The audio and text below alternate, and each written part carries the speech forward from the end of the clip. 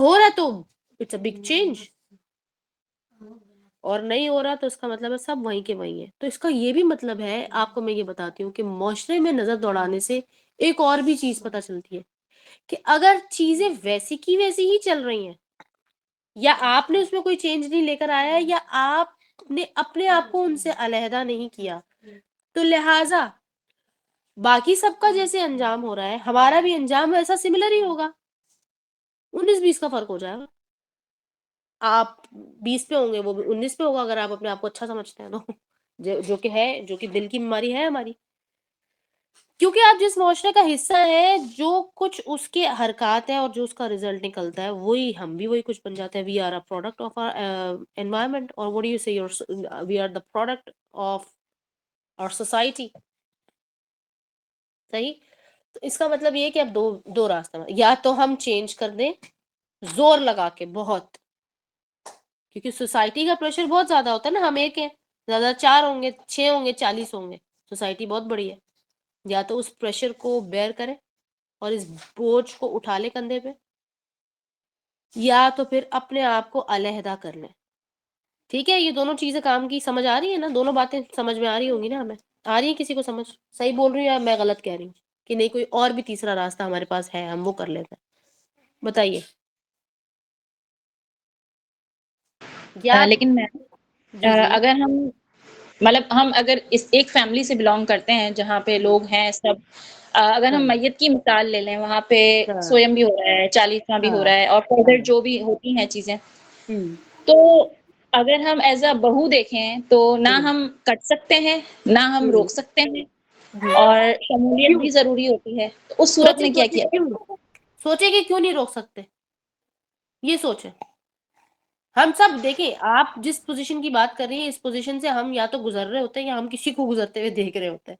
ہو سکتا ہے ہماری اماں ہو سکتا ہے ہماری بڑی بہن ہو سکتا ہے ہماری کوئی چھوٹی بہن ہو، یا ہم خود ہی ہوں، یا ہم وہ لوگ ہوں جو کسی اور کو اس میں سے گزار رہے ہوں. جیسے کہ میں نند ہوں اگر اپنی بھابھی کی، تو ہو سکتا ہے میں وہ والی عورت ہوں. ہو سکتا ہے میرے بچوں میں سے، مطلب میں اپنے بیٹوں کی بیویوں کی ساس ہوں، تو میں اس کو ان چیزوں سے گزاروں. کچھ بھی ہو سکتا ہے. لیکن آپ یہ سوچیں کہ یہ ہو کیوں نہیں پا رہا، کیوں نہیں ہو پا رہا؟ السلام علیکم. وعلیکم السلام ورحمۃ اللہ یہ وبرکاتہ. جو انم بات کر رہی ہے، میں نے تو بڑے لمبے ٹاپک پہ اس پہ آپ کو بتایا ہے کہ میں تو خود اس کام سے گزر رہی ہوں، جی اور بےزتی بھی بڑی اس وجہ سے بےزتی بڑی میری ہوتی ہے کہ یہ اس طرح ہاں کرتی ہے، اس طرح کرتی ہے. میں ہاں نے آپ کو پوری اپنی یہ ادھر کی اپنے معاملات بتائے ہوئے نا، تو ہاں میں تو ظاہر ہے ہم نے یہ بات کہی کہ بہو پھر کیا کرے. اس کی ہاں یہ بات بالکل صحیح ہے. پھر وہ میاں سے لڑے، خاندان سے لڑے، کیا ہاں کرے. ہاں چلو باہر بالکل. کے جو لوگ ہیں، ہاں ان کے جس طرح بھی ہیں، ان میں تو ہاں بندہ لڑ جھگڑ کے ادھر بیٹھ جاتا ہے، نہیں جاتا ادھر. ہوں جس طرح میں مطلب کرتی ہوں، میں کہتی ہوں میں نے نہیں جانا، آپ جو کہتے ہیں ٹھیک ہے، میں آ ہوں سکتی ہوں. ہوں لیکن جب گھر میں ایک کام ہو رہا ہے تو وہ انم جی ہم کیسے روک سکتے ہیں؟ ہاں بالکل صحیح ہے. اچھا اتنا دیکھیے، بڑا یہاں پر بندہ ہے، ایک جو کیسے پرسپیکٹو لبنہ کہہ نبھاتا رہی ہے نا، لبنہ کہہ رہی ہے کہ انہوں نے مجھے اپنی تمام معاملات بتائے ہوئے ہیں. ان کے معاملات ویسے ہی جیسے ہم سب کے، اور وہ ماشاءاللہ اپنی فیملی میں جس پوزیشن پہ ہیں، ماشاءاللہ ان کے بچے بڑے ہیں، جوان بچے ہیں، بیٹے بھی ہیں ان کے پاس، بیٹی بھی ہے، اور اپنے ہسبینڈ کے اعتبار سے بھی وہ جس پوزیشن پہ ہے اپنی فیملی میں، تو وہ اتھارٹی پوزیشن رکھتی ہیں وہ. لیکن اس کے باوجود وہ کہہ رہی ہیں کہ میں کیا لڑ جاؤں سب سے؟ نہیں نہیں نہیں، لڑنا نہیں ہے. اب ہمارے پاس ہماری سوسائٹی کو دیکھتے ہوئے دو چیزیں آتی ہیں، یا تو ہم لڑائی کر لیں، یہی سمجھ میں آتی ہے، یا تو ہم وہاں پر اس کا حصہ بن کر تھوڑے تھوڑے چینجز لے کر آئے. یا پھر ایک اور بھی تیسری اپروچ ہے، وہ ہے روحانی اپروچ. بیٹھ کے تسبیحات کریں اور کچھ کریں اس طرح کا، اور بیٹھ کے انتظار کریں کہ اب اللہ کی مدد آئے گی. تو اللہ کی مدد جب آتی ہے جب ہم کوشش کرتے ہیں، ٹھیک ہے، اور دعا کرتے ہیں اللہ سے. تو اس کو تو فی الحال سائڈ پہ کر دیں. رہے گی دو باتیں، لڑائی جھگڑا نہیں کرنا. جب آپ جھگڑا کریں گے تو آپ کو ویسے ہی الگ کر دیا جائے گا، آپ کی بات میں سننے والی اسی نہیں. طرح پھر کرتی ہوں نا کہ ہاں وہ سپاہی وغیرہ پڑھتے ہیں یا نعتیں ہاں وغیرہ پڑھ رہی ہوتی ہیں، یا اس طرح کو درد دے رہی ہوتی ہیں جو نہیں صحیح، میں پھر اپنی روٹین وائز تسبیح یا کوئی سورت وغیرہ یا کچھ وہ میں پڑھنے لگ جاتی ہوں بیٹھ ہاں جی. کے اس یہ طرح. بات پہ، اس بات پہ میں آنے والی تھی کہ لبنہ کی طرف جو سیناریو ہے، اس میں لبنہ نے ایک کام کیا کہ لبنہ کے پاس جو بھی لبنہ نے علم حاصل کیا تھا، اس اعتبار سے انہیں جو چیزیں صحیح لگ رہی تھیں کہ یہ چیزیں صحیح ہیں، اتنا میں برداشت کر سکوں گی، باقی چیزوں پر میں کمپرومائز، یعنی کہ اپنے ایمان یا شریعت کے اعتبار سے جو معاملات آ رہے ہیں اس پر کمپرومائز ایک حد تک کر سکتی ہوں، اس سے زیادہ نہیں کر سکتی میں. تو انہوں نے بہت ساری چیزیں اکیلی جھیلتی جا رہی ہیں وہ، جس کی وجہ سے وہ کہتی ہیں کہ میرے پر بہت پریشر آتا ہے، میں کتنا کر لوں، اور جس حد تک وہ انہیں لگتا ہے کہ بھئی میری جو ہے معاونت ہو رہی ہے، میں کر رہی ہوں جس چیز کو لے کے چل سکتی ہے. لیکن شی ٹک دا اسٹینڈ، ٹھیک ہے، انہوں نے کیا ہے. تو ان کو فیملی میں بتاتی ہوں، لبنہ کو نا ان کی فیملی میں ایسا جانا جاتا ہے کہ یہ الگ تھلگ رہتی ہے، یا اس کی ویلیوز تھوڑی سی ڈفرینٹ ہیں، یہ ناچ گانے اور اس میں نہیں آئے گی اگر شادی کی بات ہے، یا پھر کسی کی اگر موت کا معاملہ ہو گیا تو اس میں جو ہے وہ خرافات میں نہیں پڑے گی. ٹھیک ہے، یہ سٹانس ہو گیا. اب اس سٹانس کے ساتھ آپ نے کہیں جانا ہے تو جب آپ سیدھی بات پر کھڑے ہوتے ہیں، جو آپ کی بات صحیح ہوتی ہے، اس کے اندر ایک کانفیڈنس کے بارے میں نے آپ لوگوں کو آج صبح سیشن میں بھی بتایا تھا.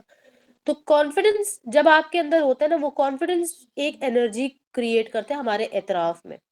اس کی وجہ سے جب آپ کہیں جاتے ہیں نا، تو دیکھنے والے یا سننے والے، آپ کی فیملی یا کوئی بھی، وہ ان کو لگتا ہے کہ یہ بڑی اسٹرانگ سٹانس کے ساتھ یہ بندہ آیا ہے، اس کی بات کو دیکھ تو لو، آخر ایسی کیا اس کی پریکٹس ہے جو کہ یہ چھوڑنے کو بھی تیار نہیں ہے، اور ہمیں بھی اس کے اندر کہہ رہی ہے کہ اس کو یہ چینج کرو، چاہے وہ عورت ہو چاہے مرد ہو. اسی طرح سے آپ نے چھوٹے بچوں کو بھی دیکھا ہو، کچھ بچے چھوٹے گھر میں، بچے چھوٹے والے بھی ایسے ہوتے ہیں کہ وہ بڑا چینج لے کے آنے کے ان کے اندر صلاحیت ہوتی ہے. وہ کیسے؟ یا تو وہ ضد کرتے ہیں، یا وہ کہتے ہیں نا اسٹبرنس دکھاتے ہیں. اب اسٹبرنس کی بات کریں تو اسٹبرنس آپ نے دین میں دکھانی ہے. اوکے، اپنے حقوق فرائض کی بات نہیں ہو رہی ہے، دین کے جو شریعت کے اصول ہے اس میں آپ نے اسٹبرنس دکھانی ہے. اوکے، اس بات کو سمجھیے گا. اب یہاں پر سنیں کہ رسول اللہ صلی اللہ علیہ وسلم جب خطبہ شروع کرتے تھے تو کیا پڑھتے تھے، اسی کے اندر ہمارے لیے ابھی بہت بڑی سیکھ ہے. تو میں شروع کرتی ہوں. اعوذ باللہ من الشیطان الرجیم، بسم اللہ الرحمن الرحیم. الحمد للہ نحمده ونستعینه ونستغفره ونعوذ باللہ من شرور انفسنا ومن سیئات اعمالنا، من يهده الله فلا مضل له ومن يضلل فلا هادي له، واشهد ان لا اله الا الله وحده لا شريك له وان محمدا صلی اللہ علیہ وسلم عبده ورسولہ. آگے سنیے، یہ تو میں نے جو دعائیں کی یہ میں نے ویسی ہی دعا کی جو ہمیں کرنا ہوتا ہے خطبہ کے شروع میں. ابھی آگے سنیے کہ رسول صلی اللہ علیہ وسلم آگے کیا کہتے تھے. قال اللہ تعالی یا ایھا الذین آمنوا اتقوا اللہ حق تقاتہ ولا تموتن الا وانتم مسلمون. اس آیت کو کئی مرتبہ میں کوٹ کر چکی ہوں کہ اے وہ لوگوں جو ایمان لے کر آئے ہو، تقوی اختیار کرو اللہ کا. ٹھیک ہے، یعنی کہ ڈرو کس سے؟ اللہ سے. تقوی اختیار کرو لیکن اللہ کا تقوی اختیار کرو، لوگوں کا تقوی نہ اختیار کر لینا. کیسے؟ حق تقاتہ، ویسا جیسے کہ حق ہے اللہ کا، اس سے ڈرنے کا یا اس سے کانشیس رہنے کا. ولا تموتن الا وانتم مسلمون، اور تم ایسی حالت میں ہرگز نہ مرنا کہ تم اپنے آپ کو اللہ کے حوالے نہ کر چکے ہو. ہم سمجھتے ہیں مسلم نہ ہو جاؤ، جب تک کہ تم مسلم نہ ہو. تو مسلم کیا ہوتا ہے؟ مسلم وہ جو اپنے آپ کو اور اپنی تمام معاملات کو اللہ کے مطابق کر کے اللہ کے حوالے کر دیتا ہے. اللہ کے حوالے کرنے میں اور اللہ کے مطابق کر کر حوالے کرنے میں فرق ہوتا ہے. ٹھیک ہے، میں کہوں کہ یہ کمرہ ہے، جاؤ تمہیں جو کرنا ہے کر لو. اب کوئی آ کے مجھے کہے کہ ہم مہمان گئے تھے انم کے گھر، اس نے ہمیں وہ کمرہ پورا ہمارے حوالے کر دیا، اس کے پاس ہے وہ کمرہ، لیکن میں مہمانوں کے آنے سے پہلے ان کے مطابقت کے اعتبار سے چیزوں کو جو بھی کرنا ہوتا ہے، ہٹانا یا لگانا یا ارینج کرنا کر دیا، اور پھر میں کہوں کہ اب آپ کے حوالے، تب وہ کہیں گے کہ ہاں یہ جو ہے اس نے ہماری مہمان نوازی کی ہے. ٹھیک ہے، تو حق تقاتہ ہی یہی بات ہے. آگے سنیے، پھر رسول اللہ صلی اللہ علیہ وسلم فرماتے کہ وقال اللہ واتقوا اللہ الذی تساءلون به والارحام ان اللہ کان علیکم رقیبا. کہ اللہ سبحانہ تعالیٰ سے ڈرو، تقوی اختیار کرو، اور بے شک وہی ہے تساءلون، تم سب سے سوال کرے گا، به والارحام، کہ تم کن چیزوں کو اہمیت دیتے تھے، یعنی کہ تمہارے جو قریبی رشتہ دار ہیں یا کوئی بھی رشتہ ہے تمہارا، ان کے بارے میں جب تم سے سوال کیا جائے گا. ان اللہ کان علیکم رقیبا، سوائے اللہ کے اور کوئی بھی نہیں ہے جو اس تم سب کے قریب ترین کون ہے؟ اللہ ہے، رقیب ہے اللہ، مسلسل ساتھ ہے. پھر آگے وقال اللہ اتق اللہ وقولوا قولا سدیدا وقولوا قولا سدیدا یصلحکم اعمالکم ویغفر لکم ذنوبکم ومن یطع اللہ ورسولہ فقد فاز فوزا عظیما. اس آیت کو ذرا ذہن میں رکھیں، یہ رسول اللہ صلی اللہ علیہ وسلم کوٹ کرتے تھے اس کو، اور میں آپ لوگوں کے سامنے رکھ رہی ہوں، اور ہم ہو سکتا ہے ہم میں سے زیادہ تو اس کے مطلب ہی نہ سمجھتے ہو، لیکن رسول اللہ صلی اللہ علیہ وسلم ہر خطبے کے شروع میں یہ بات کرتے تھے، یعنی کہ پہلے سے ڈرا دینا اور بتا دینا کہ یہ 3-4 باؤنڈریز اس سے باہر مت جاؤ. جب آپ اس باؤنڈری کا خیال رکھیں گے تبھی تو آپ کو کسی لیکچر کی یا کسی علم کی سمجھ میں آئے گی. تو یہ قرآن کی آیت ہے بائی دا وے، کہ اللہ کا تقوی اختیار کرو. وَقُولُوا قَوْلًا سَدِيدًا، اور صرف وہی بات کرو جو سیدھی بات ہے. قولاً سدید، جو سیدھی بات ہے وہ کرو. اوکے، لہٰذا اب سن لیجئے، کسی بھی علمی محفل میں، کسی بھی علمی سیشن میں، کسی بھی لیکچر میں جس مقصد کے لیے آئے وہ بات ہونی چاہیے. یعنی کہ جب آپ یہاں سے اٹھ کر جائیں تو آپ کے علم میں کم سے کم 10% تو اضافہ ہوا ہو. چاہے میں نے اگر آپ کو 50% دی ہے، لیکن 10% اضافہ آپ کا ہونا چاہیے. آپ بولیں کہ جب میں اٹھی تھی نا یہاں سے تب میرے پاس علم ڈفرینٹ تھا، لیول کچھ اور تھا، میرا پرسپیکٹیو تھوڑا چینج ہو گیا تھا، یا میں اس کے اوپر غور کرنا شروع ہو گئی تھی جن چیزوں پہ میں پہلے غور نہیں کرتی تھی. اس سے پہلے جب میں بیٹھی تھی سیشن سے پہلے، اس وقت میں کچھ اور تھی. یہ بہت ضروری ہے، کیونکہ قولوا قولا سدیدا، سیدھی بات کرنی ہے. جس مقصد کے لیے آئے وہ بات ہونی چاہیے، اسی کے بارے میں بات ہو. حدیث کا سیشن ہے، حدیث ہونا چاہیے. قرآن کا سیشن ہے، قرآن ہونا چاہیے. اوکے، اس بات کو سمجھیے. یصلح لکم، تو اللہ سبحانہ تعالیٰ تمہارے لیے تمہارے اعمال کی اصلاح کر دے گا. یصلح لکم اعمالکم، تمہارے جتنے بھی اعمال ہیں ان کی اصلاح کر دے گا. اس کا مطلب ہے آگے آنے والے بھی اعمال اور جو پیچھے آپ کر چکے ان کی بھی اصلاح ہو جائے گی. وَيَغْفِرْ لَكُمْ ذُنُوبَكُمْ، اور تمہاری مغفرت بھی ہو جائے گی. استغفار کرنے کی ضرورت نہیں، آپ کو ویسے ہی ان اعمال یا ان باتوں کی، ان عمل، یہ والا جو عمل ہے اس کی کرنے کی وجہ سے آپ کی مغفرت ہو جائے گی، بخشش ہو جائے گی. ذُنُوبَكُمْ، وہ والے گناہ جو ہم چھوٹے چھوٹے اتنے سارے جمع کر لیتے ہیں اور ہمیں لگتا ہے کہ وہ گناہ بھی نہیں تھے، ایسے بھی کیا ہے گناہ ہے. ذنوب اس کو کہتے ہیں. وَمَن يُطِعِ اللَّهَ وَرَسُولَهُ، اور جو کوئی یطع اللہ کی اطاعت کرے گا اور رسول کی، اور اللہ کے رسول کی اطاعت کرے گا، فَقَدْ فَازَ فَوْزًا عَظِيمًا، تو بے شک تحقیق ہو گئی کہ فازا، وہ پہنچ گیا، فوزن عظیما، بہت بڑی کامیابی کو پہنچ گیا. فاز ہو گیا، وہ فاز فوزن، ایسی کامیابی کو اس کی پیک پہ پہنچ گیا کامیابی کے. کیا کرنا ہے؟ 3 کام کرنا ہے. اللہ سے ڈرنا ہے، کیونکہ اللہ سے ڈر رہے ہیں لہٰذا قولوا قولا سدیدا کریں گے، آپ سیدھی بات کریں گے. تو اللہ سبحانہ تعالیٰ، آپ نے 2 کام کیے، باقی اللہ نے کیا کرنا ہے؟ آپ کے اعمال سیدھے کر دینے ہیں، آپ کے ذنوب سارے معاف ہو جائیں گے، اور پھر آپ نے اللہ اور رسول کی اطاعت کرنی ہے. بس پورے قرآن کا نچوڑ بھی یہی ہے.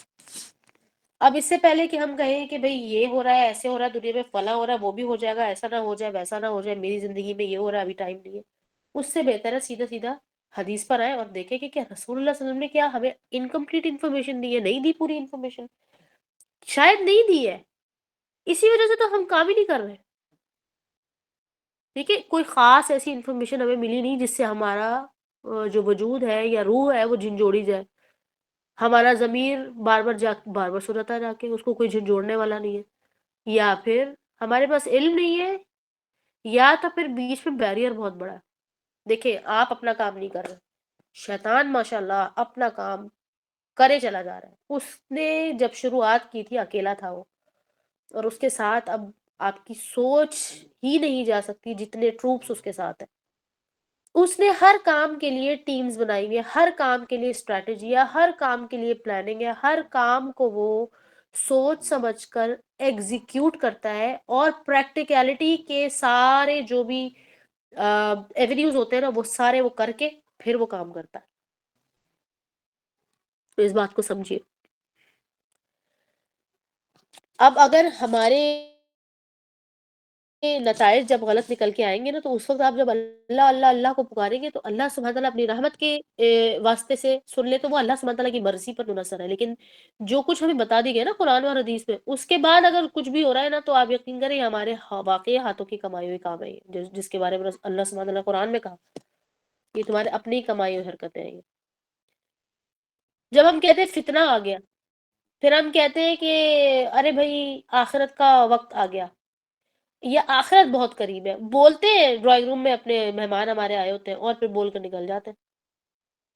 پھر چلو اور بازار چلتے ہیں، سردیوں کے کپڑے لینے جائیں گے، یا پھر سیزن چینج ہو رہا ہے تو اب what ever mid season shopping کرنی ہے. چلو مہمان آ رہے ہیں اور پاگلوں والی تیاری کرنی ہے، پتہ نہیں ذہنی مریض نہیں ہو جاتے جیسے، اس طریقے سے آپ نے ان کو سرو کرنا ہے. حالانکہ بھئی ایسے کیوں کہہ رہی ہوں میں، جب اللہ سبحانہ تعالیٰ پسند کرتے ہیں مہمان نوازی کو، تو ایسے میں کیوں کہہ رہی ہوں کہ مہمانوں کو اس طریقے سے سرو کرنا، اس لیے کہ اعتدال میں رہیے، ایک لیول پہ رہیے نا. جب آپ لیول بڑھا دیتے ہیں تو آنے والوں کی بھی امیدیں بڑھ جاتی ہیں، اور جو دوسرے لوگ ہیں جو کہ کسی بھی حالات کی، ذہنی حالت کی وجہ سے، مالی حالت کی وجہ سے، معاشرتی حالات کی وجہ سے، جو بھی واٹ ایور کی وجہ سے، اگر وہ اس لیول کا کام نہیں کر پا رہے، تو پھر وہ جج ہوتے ہیں معاشرے میں. لہٰذا رسول اللہ صلی اللہ علیہ وسلم نے ہر چیز کا ایک سٹینڈرڈ سیٹ کیا. وہ سٹینڈرڈ ایسا ہے کہ نیچے والا جو طبقے کا بندہ ہے نا، اس کے لیے بھی بڑا زبردست ہے، اور جو اوپر والے طبقے کے لوگ ہیں ان کے لیے بھی بڑا زبردست ہے، چاہے وہ کوئی بھی ہے، مہمان نوازی کا یا کسی بھی اور چیز کا سٹینڈرڈ ہے. آپ اس کو فالو کریں گے. جیسے کہ ابھی میں نے مہمان نوازی کے بارے میں تھوڑا آپ کو چھیڑ دیا، تو آپ سمجھ لیں کہ جو سٹینڈرڈ ہمارے دین میں ہے نا، اگر اس سٹینڈرڈ کو آپ نے فالو کیا، نہ آپ کو ذہنی الجھن ہوگی، نہ آپ کو جسمانی تھکن ہوگی، نہ آپ نے اللہ کے حق میں کوئی کمی کرنی ہوگی، نہ آپ کی نمازیں نکلی، کچھ نہیں ہوگا، کیونکہ آپ ایسے پاگلوں والے تیاریاں ہی نہیں کر رہے تھے. اور آنے والے جو لوگ ہوں گے وہ اللہ کی خاطر، کیونکہ آپ نے سرو کیا تو آپ کو اجر ملے گا اس کا. تو آنے والے لوگوں کو نہ ہی یہ حالات کا اندازہ ہوگا کہ آپ کے بہت برے حالات ہیں، نہ ہی یہ پتہ چلے گا کہ آپ کے تو بہت اچھے حالات ہیں. اوکے، وہ علیحدہ بات ہے کہ اور بھی بہت ساری چیزیں ہوتی ہیں جس سے اندازہ ہو جاتا ہے. That is a different thing. وہ تو تھوڑی سی کہنا چاہیے کہ تھوڑی سی جاسوسی والے نظر ہوتی ہے نا لوگوں کی، اسپائنگ آنکھیں ہوتی ہیں، پرائنگ آئیز جس کو کہتے ہیں. تو لہٰذا ابھی میں نے آپ کے سامنے جو آیات پڑھی، اس سے ہمیں اندازہ ہوگا کہ اگر ہم صرف اور صرف اللہ سبحانہ تعالیٰ کی اطاعت کریں اور اللہ کے رسول کی اطاعت کریں، تو ہمارے لیے ایک بڑی کامیابی ہوگی. اور بڑی نہیں، جو الٹیمیٹ لاسٹ کامیابی کا جو پیک ہوتی ہے، وہ آپ کو فوزا عظیمہ ملے گی. فاز فاز کا مطلب ہے پیک، فوزن کا مطلب ہے الٹیمیٹ کامیابی، اور عظیمن کا مطلب ہے بہت بڑی. تو ایک ہی چیز کو سمجھانے کے لیے یہ 3 الفاظ استعمال کیے گئے، اور ایسی بہت ساری آیتیں ہیں قرآن کے اندر. لیکن آپ سمجھیے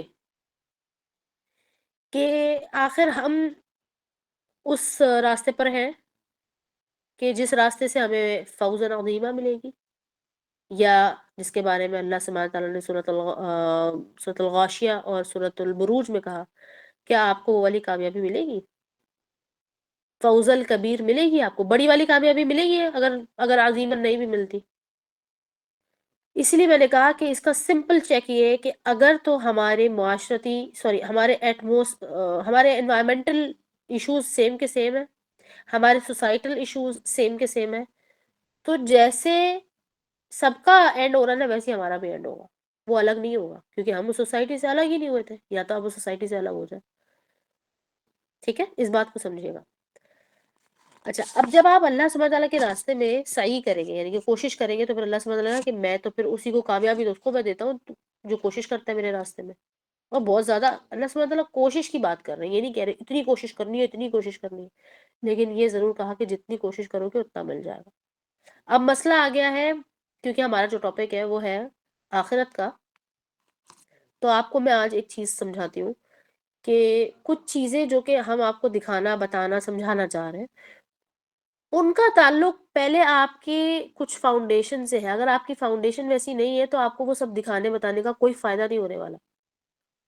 اوکے، اچھا، دوسرے نمبر پر یہ کہ آپ نے دیکھا ہوگا کہ جیسے ہی نیا سال آتا ہے یا سال کوئی ختم ہونے والا ہوتا ہے، ایک عجیب و غریب ایک نئی بیماری لگی ہوئی ہے. وہ ہے کہ پریڈکشنز اور نیومرولوجی، ایسٹرولوجی اور ڈفرنٹ قسم کے واٹ ایور علوم ہے، اس کے اعتبار سے، پامسٹری آئی تھنک سو، ستاروں کا علم فلاں کانسٹیلیشن اور یہ اور وہ ساری چیزیں سامنے آنا شروع ہو جاتی.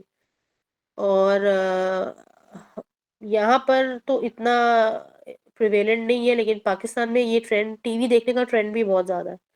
تو وہاں پر ٹی وی چینلز پہ خاص طور پر یہ بہت زیادہ کرپشن پھیلائی جا رہی ہوتی ہے کہ فلاں بندی آ کے بیٹھی، فلاں بندہ آ کے بیٹھا ہے، اور وہ سب کے لوگوں کے حالات آنے والے بتا رہا ہوتا ہے. تو جب آپ سنتے ہیں تو آپ کو لگتا ہے کہ یہ تو آدھی چیزیں تو یہ صحیح بتا رہے ہیں، یہ تو ہو گیا ہے، پچھلے سال میں نے بتایا تھا یہ ہوگا، اگلے سال یہ ہوگا. اور ہم پچھلے کم سے کم نا 20 سالوں سے سن رہے ہیں کہ یہ آخری صدی ہے، یا آخری سال ہے، یا آخری 5 سال ہے، یا آخری 4 سال ہے. لیکن آپ مجھے یہ بتائیں کہ ان چیزوں کو دیکھنے سمجھنے کے باوجود کیا ہماری حرکتوں میں کوئی چینج آیا ہے؟ کیا آپ پہلے کم دیندار تھے، اب زیادہ دیندار ہو گئے، اللہ سے زیادہ تقوی آ گیا، آپ کا تقوی بڑھ گیا؟ نہیں بڑھا تو اس کا مطلب یہ ساری باتیں بھی فضول ہیں، چاہے وہ سچ ہی بول رہے ہیں. وہ ایک علیحدہ بات ہے کہ اس پہ یقین کرنا نہ کرنا ایمان کا کیا ہے، اس سے کیا معاملہ بنتا ہے، کہ اس کا تعلق کیا ہے ہمارے ایمان سے، ایمان کمزور ہو جاتا ہے یا بڑھ جاتا ہے، یہ ایک علیحدہ بات ہے. But did it make any difference? کوئی ڈفرنس آیا ہمارے اپروچ میں، تقوی میں؟ یا پھر ہم اتنے پچھلے 10 سال میں، کرونا کے بعد آپ دیکھ لیں، 5 سال میں دیکھ لیں، کہ کیا ہم اتنے منج گئے کہ ہمیں یہ معلوم چل گیا کہ بھئی آخرت کے جو آثار ہیں نا وہ کیا ہے، وہ مجھے پتا چل گئے، وہ میں نے پورے یاد کر لی، حدیثیں میں نے پتا کر لی ہیں، جو صحیح حدیثیں میں نے یاد کر لی ہے، اور اپنے بچوں کو بھی یاد کروا دیے، اور طریقہ بھی چیک کر لیے کہ اس سے بچنا کیسے ہے، کہ اگر میرے بچوں پر وہ وقت آ گیا تو میرے بچے نکل جائیں گے اس میں سے. کیا آپ نے وہ والی تیاری کی ہے؟ وہ بھی نہیں کر رہے، ہم موت کی تیاری بھی نہیں کر رہے، تو پھر کیا کر رہے ہیں؟ کیا کر رہے ہیں ہم؟ وقت گزار رہے ہیں، دن گزار رہے ہیں، بس یہ چیک کرتے رہتے ہیں ویکینڈ پہ کون سی نئی جگہ ہے وہاں چلے جائیں گے، کھانے کے ریسٹورینٹ کون سا کھلا ہے، یا نئے ایکسٹرا انکم بنانے کے کیا طریقہ کار ہو سکتے ہیں. تو ڈرے اللہ سبحانہ تعالیٰ سے، اسی لیے یہ آیتیں بتائیے، اللہ تعالیٰ سے ڈرے. اور یہی سیدھی بات ہے جو میں کرنے کی کوشش کر رہی ہوں. آئی ڈونٹ نو میں صحیح سے کنوے کر پا رہی ہوں یا نہیں، لیکن میں سیدھی بات یہی ہے کہ ہم نہیں کر رہے ہیں وہ جو کرنا چاہیے، اور اللہ سے ڈر بھی نہیں رہے ہیں. حالانکہ اللہ سبحانہ تعالیٰ کہ یا ایھا الذین آمنوا اتقوا اللہ حق تقاتہ، جیسے اللہ سے ڈرنے کا حق ہے ویسے ڈرو. لیکن وہ تو اللہ ان لوگوں کو کہہ رہے ہیں نا جو ایمان والے ہیں.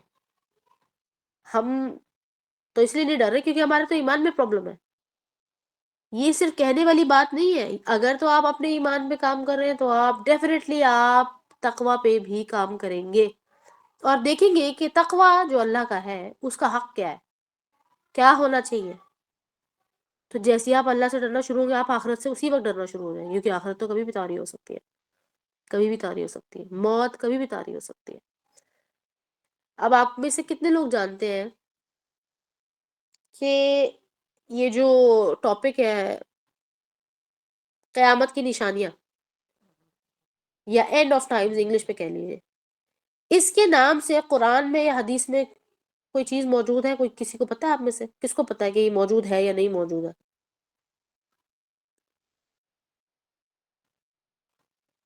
بتائیے اس کے بارے میں تھوڑا سوچیں، اور سوچ کر بتائیے کہ قیامت کی نشانیوں کے بارے میں کوئی ٹاپک یا یہ ہیڈنگ یا اس قسم کی کوئی چیز موجود ہے قرآن میں کہ یہ قیامت کی نشانی ہے. یا قیامت کی نشانیوں کا، جیسے کہ ہم باب الصلاح پڑھتے ہیں، باب الصوم پڑھتے ہیں حدیثوں میں، تو کیا اس طرح کا باب القیامہ بھی ہے کوئی؟ یا پھر باب الآثار القیامہ، اس طرح کی کوئی چیز ہے؟ بتائیں آپ میں سے کس کو پتا ہے؟ دجال کی باتیں ورنہ کہاں سے آئی ہے؟ دجال سے ویسے ہمیں لینا دینا ہے بھی کیا؟ ہم تھوڑی نا دجال کو دیکھیں گے. کیا پوچھا آپ نے؟ میں نے کہا کہ حدیثوں میں یا قرآن میں یہ ٹاپک موجود ہے اینڈ آف ٹائمز کا یا قیامت کی نشانیوں کا ٹاپک موجود ہے؟ اگر موجود ہے تو کس نام سے موجود ہے، کہاں پر ہے، کسی کو معلوم ہے؟ میں تو اکثر جگہ ہے. اچھا. نشانیوں میں یہی ہے نا کہ ہوں بھائی ہم نہیں نہیں، پہلے نشانی نہیں بتائیں آپ، صرف ٹاپک بتائیں یہ ہے موجود، نشانی نہیں بتانا اس کی، کیونکہ ظاہر ہے وہ تو بہت ساری ہے. جی ہوں تو بس کوئی تھوڑا سا کلو دے رہا مجھے. یہ ہے اب قرآن میں یہ ہاں مطلب ہاں پراپرلی نہیں ہے. میرے ذہن میں نہیں یہ قرآن. یوم حشر کا بیان ملتا، نشانیوں کی کا نہیں شاید. جی اوکے، یوم ہاں الحشر ملتا ہے، ٹھیک ہے. اچھا، جی ہاں اب آپ کو میں بتاتی ہوں. ہمیں نا اگر قرآن تو ہمیں، کیونکہ ہم کہہ دیتے ہیں چلے لیٹس ٹیک دا ایکسکیوز کہ ہمیں قرآن میں سمجھ نہیں آتی کیونکہ عربی نہیں ہے نا ہم، اور ہم عربی نہیں جانتے، تو ہمیں نہیں پتہ چل رہا. لیکن پھر بھی یہ پتہ چل جاتا ہے کہ بہت ساری چیزیں خطرناک وارننگز میں جب آ رہی ہے تو یا تو جہنم کی بات ہو رہی ہے، یا پنشمنٹ کی بات ہو رہی ہے، یا قیامت کی بات ہو رہی ہے. لیکن حدیثیں تو ہماری زبان میں موجود تھی نا، بہت ایزی تھی نا، وہ تو باتیں تھی رسول اللہ صلی اللہ علیہ وسلم کی، اس لیے تاکہ ہم تک پہنچ جاتے کہ ہم وہ بھی نہیں جانتے.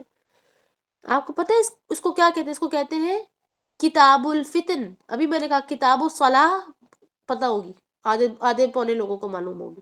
کتاب الصوم پتہ ہوگی، کتاب البیوع بھی ہو سکتا ہے نہ پتہ ہو. کتاب الزکوٰۃ پتہ ہوگی کیونکہ زکوٰۃ دینی ہوتی ہے. کیا پھر کتاب الحج پتہ ہوگی، یا باب الحج پتہ ہوگا. پوری کتاب تو نہیں، لیکن بلوغ المرام میں نا جی جی یہ بڑی تفصیل سے یہ سارے موضوع جی ہوتے ہاں ہیں. بالکل. تو اس کو کہتے ہیں فتنوں کا بیان. ٹھیک ہے، یاد رکھیے سب لوگ، فتنوں کا بیان. اب یا تو آپ اس کو کتاب الفتن کہہ دیں، جیسے کہ صحیح بخاری صحیح مسلم میں اس کا نام ہی کتاب الفتن ہے، فتنوں کا بیان. ٹھیک ہے، میم یا دوبارہ بتائیں، مجھے یہ چیز سمجھ نہیں آ رہی. آپ کتاب کے بارے میں جو بات کر رہی ہیں. میں نے کہا کہ حدیث کے اندر جو الگ الگ چیپٹرز ہوتے ہیں نا ٹاپک کے حساب سے، تو ٹاپک کے حساب سے جب حدیثوں کو الگ الگ کلیکٹ کر کے ان کو ایک جگہ سیپریٹ یا سیگریگیٹ کر دیا جاتا ہے، تو سیگریگیشن پہ پھر وہ نام دے دیتے ہیں نا کہ اس ٹاپک کا یہ نام ہے، اس ٹاپک کا یہ نام ہے. تو ہم کتاب الصلاح جانتے ہیں نا، کتاب الصلاح یا باب الصلاح کہہ سکتے ہیں، چیپٹر اباؤٹ صلاح نماز، یا چیپٹر اباؤٹ فاسٹنگ، یا رسول اللہ صلی اللہ علیہ وسلم کی کون سی احادیث روزوں کے مسائل کے بارے میں وہ پتہ ہے آپ کو. تو کیا قیامت کے بارے میں جو چیزیں ہیں یا قیامت کی نشانیوں کے بارے میں اس کا کیا نام ہے ہم نہیں جانتے، اس لیے کیونکہ ہم اس طرف گئے ہی نہیں. میں نے کہا نا ہم پر قیامت بھی نہیں آنی، اور ہم نے تو دجال بھی نہیں دیکھنا، ہمیں یقین ہے اس بات کا. آپ دیکھیں ایمان ہے ہمارا اس پہ، تبھی تو ہم جانتے نہیں اس کے بارے میں، ورنہ اگر ہمارا ایمان نہ ہو تو ہم اس کے بارے میں جان نہ لیتے. موت کے بارے میں بھی تھوڑا بہت کچھ نہ کچھ پتا ہوگا، اس لیے کیونکہ بہت عجیب سی لگتی ہے نا وہ دیکھ کر کہ ایک بندہ تھا اور اب نہیں ہے وہ ہمارے درمیان میں. کہ کسی نے کسی کو ہو سکتا ہے باقاعدہ دیکھا ہو پاس اوے ہوتے ہوئے، تو وہ بندہ سوچتا ہے کہ یہ کیا اللہ کی قدرت ہے کہ ایک انسان ہوتا ہے اور پھر نہیں ہوتا. تھوڑا بہت آپ نے سوچ لیا پھر واپس اپنے دندوں پہ لگ گئے. جیسے کہ رسول صلی اللہ علیہ وسلم نے کہا کہ یہ تو عبرت کا معاملہ ہے. زندہ لوگوں کے لیے عبرت ہے موت، اور مرنے والے کے لیے نجات ہے. اس بات کو سمجھیں. اسی لیے میں نے آپ کو کہا کہ یہ جو قیامت ہے نا، اس کا تعلق ہمارے عقیدہ سے ہے، اس کا تعلق ہمارے ایمان سے ہے، اور ایمان کا ڈائریکٹ تعلق عمل سے بن جاتا ہے. اس لیے بار بار ایمان کی بات کرتی رہتی ہوں میں. ایمان ہر چیز میں ہے، ہر چیز میں ایمان ہے. جب اللہ سبحانہ وتعالیٰ کہ یا ایھا الذین آمنوا، اے وہ لوگوں جو ایمان لے کر آئے ہو. کس پہ ایمان لائے ہو؟ اللہ پر لائے ہو ایمان، پھر اللہ کے رسول پر لائے ہو ایمان. تو جب اللہ کے رسول پر ایمان لے آئے کا کیا مطلب ہے کہ رسول اللہ صلی اللہ علیہ وسلم نے جو چیزیں بتائیں، جو تعلیمات دی، کم سے کم وہ تو جان لو. اگر آپ نے اس پر عمل نہیں بھی ابھی کیا، ہو سکتا ہے سچویشن نہ آئی ہو سکتا ہے آپ کی وہ ابھی پوزیشن نہ بنی ہو، پر جان تو لیتے. علم کے لیے ہی جان لیتے کیونکہ علم تو فرض تھا. تو ہم نے نہیں جانا، اس کا مطلب یہ ہوا کہ ہمارے ایمان میں نقص ہے. ایمان کو درست کریں، ادروائز یہ نقص والا ایمان ہمیں کہاں لے جائے گا؟ نقص والی جگہ میں. اب جنت تو نقص والی ہے ہی، ایسی کوئی جنت نہیں ہے کسی بھی درجے کے لحاظ سے کوئی جنت ایسی نہیں ہے جہاں پر نقص ہو کسی قسم کا، کوئی فالٹ ہو، کوئی فلا ہو، نہیں ہے ایسا. تو نقص والی جگہ تو پھر جہنم ہی بنے گی نا. نقص کیا ہے؟ فلا، فل آف فالٹس. اس کی پرفیکشن ہی یہی ہے کہ اس کے اندر سب قسم کی غلط ٹارچر اور ظلم اور ہر چیز ستم ہو رہا ہے، اس میں سارے غم بھی اس کے اندر موجود ہے. لہٰذا اپنے ایمان کو تازہ کریں. ایمان کو تازہ کیا کرنا ہوتا ہے؟ ہم کہتے ہیں میرا تو ایمان تازہ ہو گیا. کیسے ایمان تازہ ہو گیا آپ کا؟ پہلے پتہ تو کریں ایمان کس چیز کا ہوتا ہے. ایمان کس کس چیز پہ لانا ہے؟ اللہ پر، اللہ کے ایک ہونے پر، اللہ کے رسولوں پر، خاص طور پر آخری رسول صلی اللہ علیہ وسلم، اس لیے کیونکہ ہم ان کی امتی ہیں. تمام رسولوں پر لے کر آنا ہے، یہ ایمان کا ہی حصہ ہے. اللہ کی کتابوں پر جو رسولوں پر نازل کی گئی ہے، ان کتابوں کی تعلیمات پر بھی لے کر آنا ہے، اور اللہ کے فرشتوں پر، اور تقدیر پر اور آخرت پر. اب آخرت کے اندر ساری چیزیں آ جاتی ہیں. سب سے آخر میں آخرت آتی ہے، سب سے پہلے ایمان جب آپ آتے تو توحید آ جاتی ہے. توحید کے بعد ہی سب سے پہلی چیز آپ نے سوچ لینی کہ اب میں اللہ کے آگے پیش ہونے والا ہوں، پیش ہونے والی ہوں، ہو رہا ہے کچھ نہ کچھ میرے ساتھ، تو چلو میں تھوڑی سی تیاری کر لیتی ہوں. اب دوسرے نمبر پر جو دوسری طرف میں آپ کو دکھانا چاہ رہی تھی وہ یہ کہ جب ہر جگہ یہی بات چل رہی ہے، جو نان مسلمز ہیں وہ بھی یہی کہہ رہے ہیں، مسلمان بھی یہی کہہ رہے ہیں، اور ایک سمجھدار بندہ بھی 50 60 70 سال کا آدمی بیٹھا ہوئے بھی یہی کہہ رہا ہے کہ بس یہ آخر میں وہ ہو گیا شروع. اور جو کوئی نیو ینگ جنریشن کا بندہ ہے وہ بھی یہی کہہ رہا ہے کہ this is the end of Times. کوئی سائنٹسٹ ہے وہ بھی یہی باتیں کر رہا ہے. آپ نے دریافت کرنے کی کوشش کی، ڈسکور کرنے کی کوشش کی کہ یہ کہاں سے نکالی انہوں نے باتیں. اس بات کو سمجھیے. اچھا قرآن میں دیکھیے کیا چیز ہے. اللہ سبحانہ تعالیٰ فرماتے ہیں کہ آخر میں آنے والے لوگوں کے لیے میں نشانی بنا دوں گا ایک چیز کو. وہ کیا ہے؟ فرعون کی موت کو نشانی بنا دوں گا. وہ کیسے؟ وہ ایسے کہ فرعون کی لاش کو نشانی بنا دوں گا، وہ قائم رہے گی قیامت تک. اور ڈسکور بھی جب ہوگی جب آخرت کا معاملہ شروع ہو چکا ہوگا. آپ میں سے کوئی جانتے ہیں کہ فرعون کی لاش کب ڈسکور ہوئی؟ ابھی ہوئی ہے 30 40 سال پہلے. کسی کو پتا ہے فرعون کی لاش کب ڈسکور ہوئی ہے؟ ہوئی بھی ہے یا نہیں ہوئی ہے؟ سچ ہے جھوٹ ہے؟ کیا کسی کو معلوم ہے اس کے بارے میں؟ نہیں. We don't even know for the sake of scientific knowledge. ہاں جی ہاں جی بولے بولے سریحا. میم وہ ایک ہے نا وہ فرعون کی لاش کوئی تو بولتے ہیں کہ وہاں پر جو ہے ہوں میوزیم میں ہاں ڈسکور ہوئی ہے. ابھی تو اسے کنفرمیشن بھی دے دی ہے کہ ہاں وہ سمندر میں ہی ملی تھی اور اس پہ ریسرچ بھی ہاں چل رہی ہے. ہاں بالکل. Very good very good. بالکل صحیح ہے. بولیے اور بتائیے اس کے بارے میں کیا کہنا چاہ رہی ہیں. پوری بات سمجھائیے تھوڑا، باقی سب بھی سنیں آپ کی بات. میں مجھے ایگزیکٹ ابھی یہ نہیں پتا ہے کہ کہاں پر ہے، لیکن میوزیم میں رکھی ہوئی ہے اور اس پہ ریسرچ بھی چل رہی ہے. اور جو ریسرچ کر رہے تھے انہوں نے بھی اسلام مطلب ایمان لے آئے ہیں، ہاں کیونکہ اس کی لاش کے اوپر مطلب کہتے ہیں کہ گوشت وغیرہ چڑھتا رہتا ہے، چوہے وغیرہ چھوڑے جاتے ہیں تاکہ وہ گوشت کو کھا سکے. وہ عبرت کے لیے ہی ہے. اور ہوں اس پہ نمک وغیرہ کے بھی وہ ملے ہیں کہ ہاں اس سے بھی تصدیق ہوئی ہے کہ ہاں اس کے یہ سمندر میں تھی.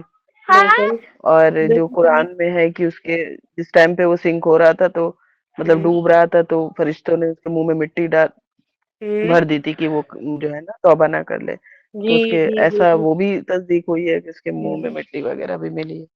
بالکل ایسا میں صحیح. نے پڑھا ہے. سبحان اللہ. ویری گڈ ماشاء اللہ. بارک اللہ فی علمک وعملک ماشاء اللہ. بالکل بہترین، بالکل جامع کمپریہنسو جواب دیا ہے سبیحہ نے ماشاء اللہ.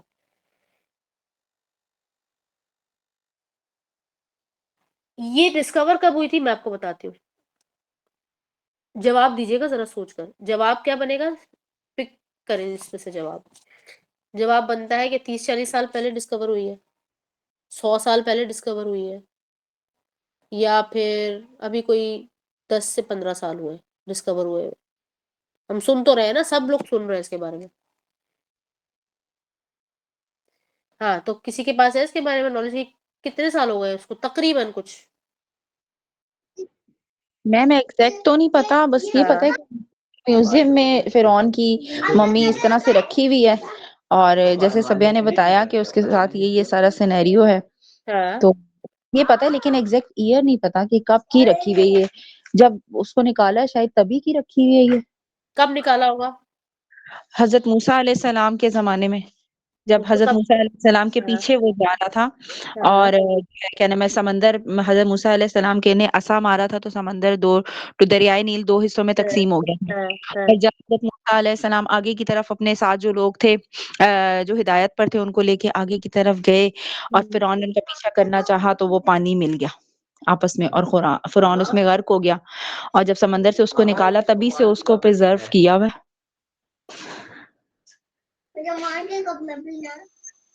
آئی تھنک 100 ایئرس ہو گئے ہیں. Okay very good. 100 ایئرز ہو گئے. 1400 سال پہلے تو ہجری کی بات ہے نا، 1400 ہوں سال پہلے تو ہمارے پاس ہجری سال شروع ہوا تھا. ہوں اس سے پہلے اس سے بھی کافی پہلے حضرت عیسیٰ بھی تھے، بہت پہلے حضرت موسیٰ علیہ السلام کا نمبر کون سا تھا یہ ہم نہیں ایگزیکٹ جانتے. ایگزیکٹ نہیں جانتے، صحیح ہے، لیکن تو بہت سال، ہزاروں سال پہلے تھے، یہ تو ہم جانتے ہیں. جی ہزاروں سال پہلے کی بات ہے یہ کافی ہزاروں سال پہلے اس کی لاش کو پریزرو کیا گیا تھا. اچھا نہیں، ایسا نہیں ہے، یہ جو شافیہ نے جواب دیا وہ بالکل درست جواب ہے. اس کی لاش ملی تقریباً 100 سال پہلے، تقریباً، ٹھیک ہے.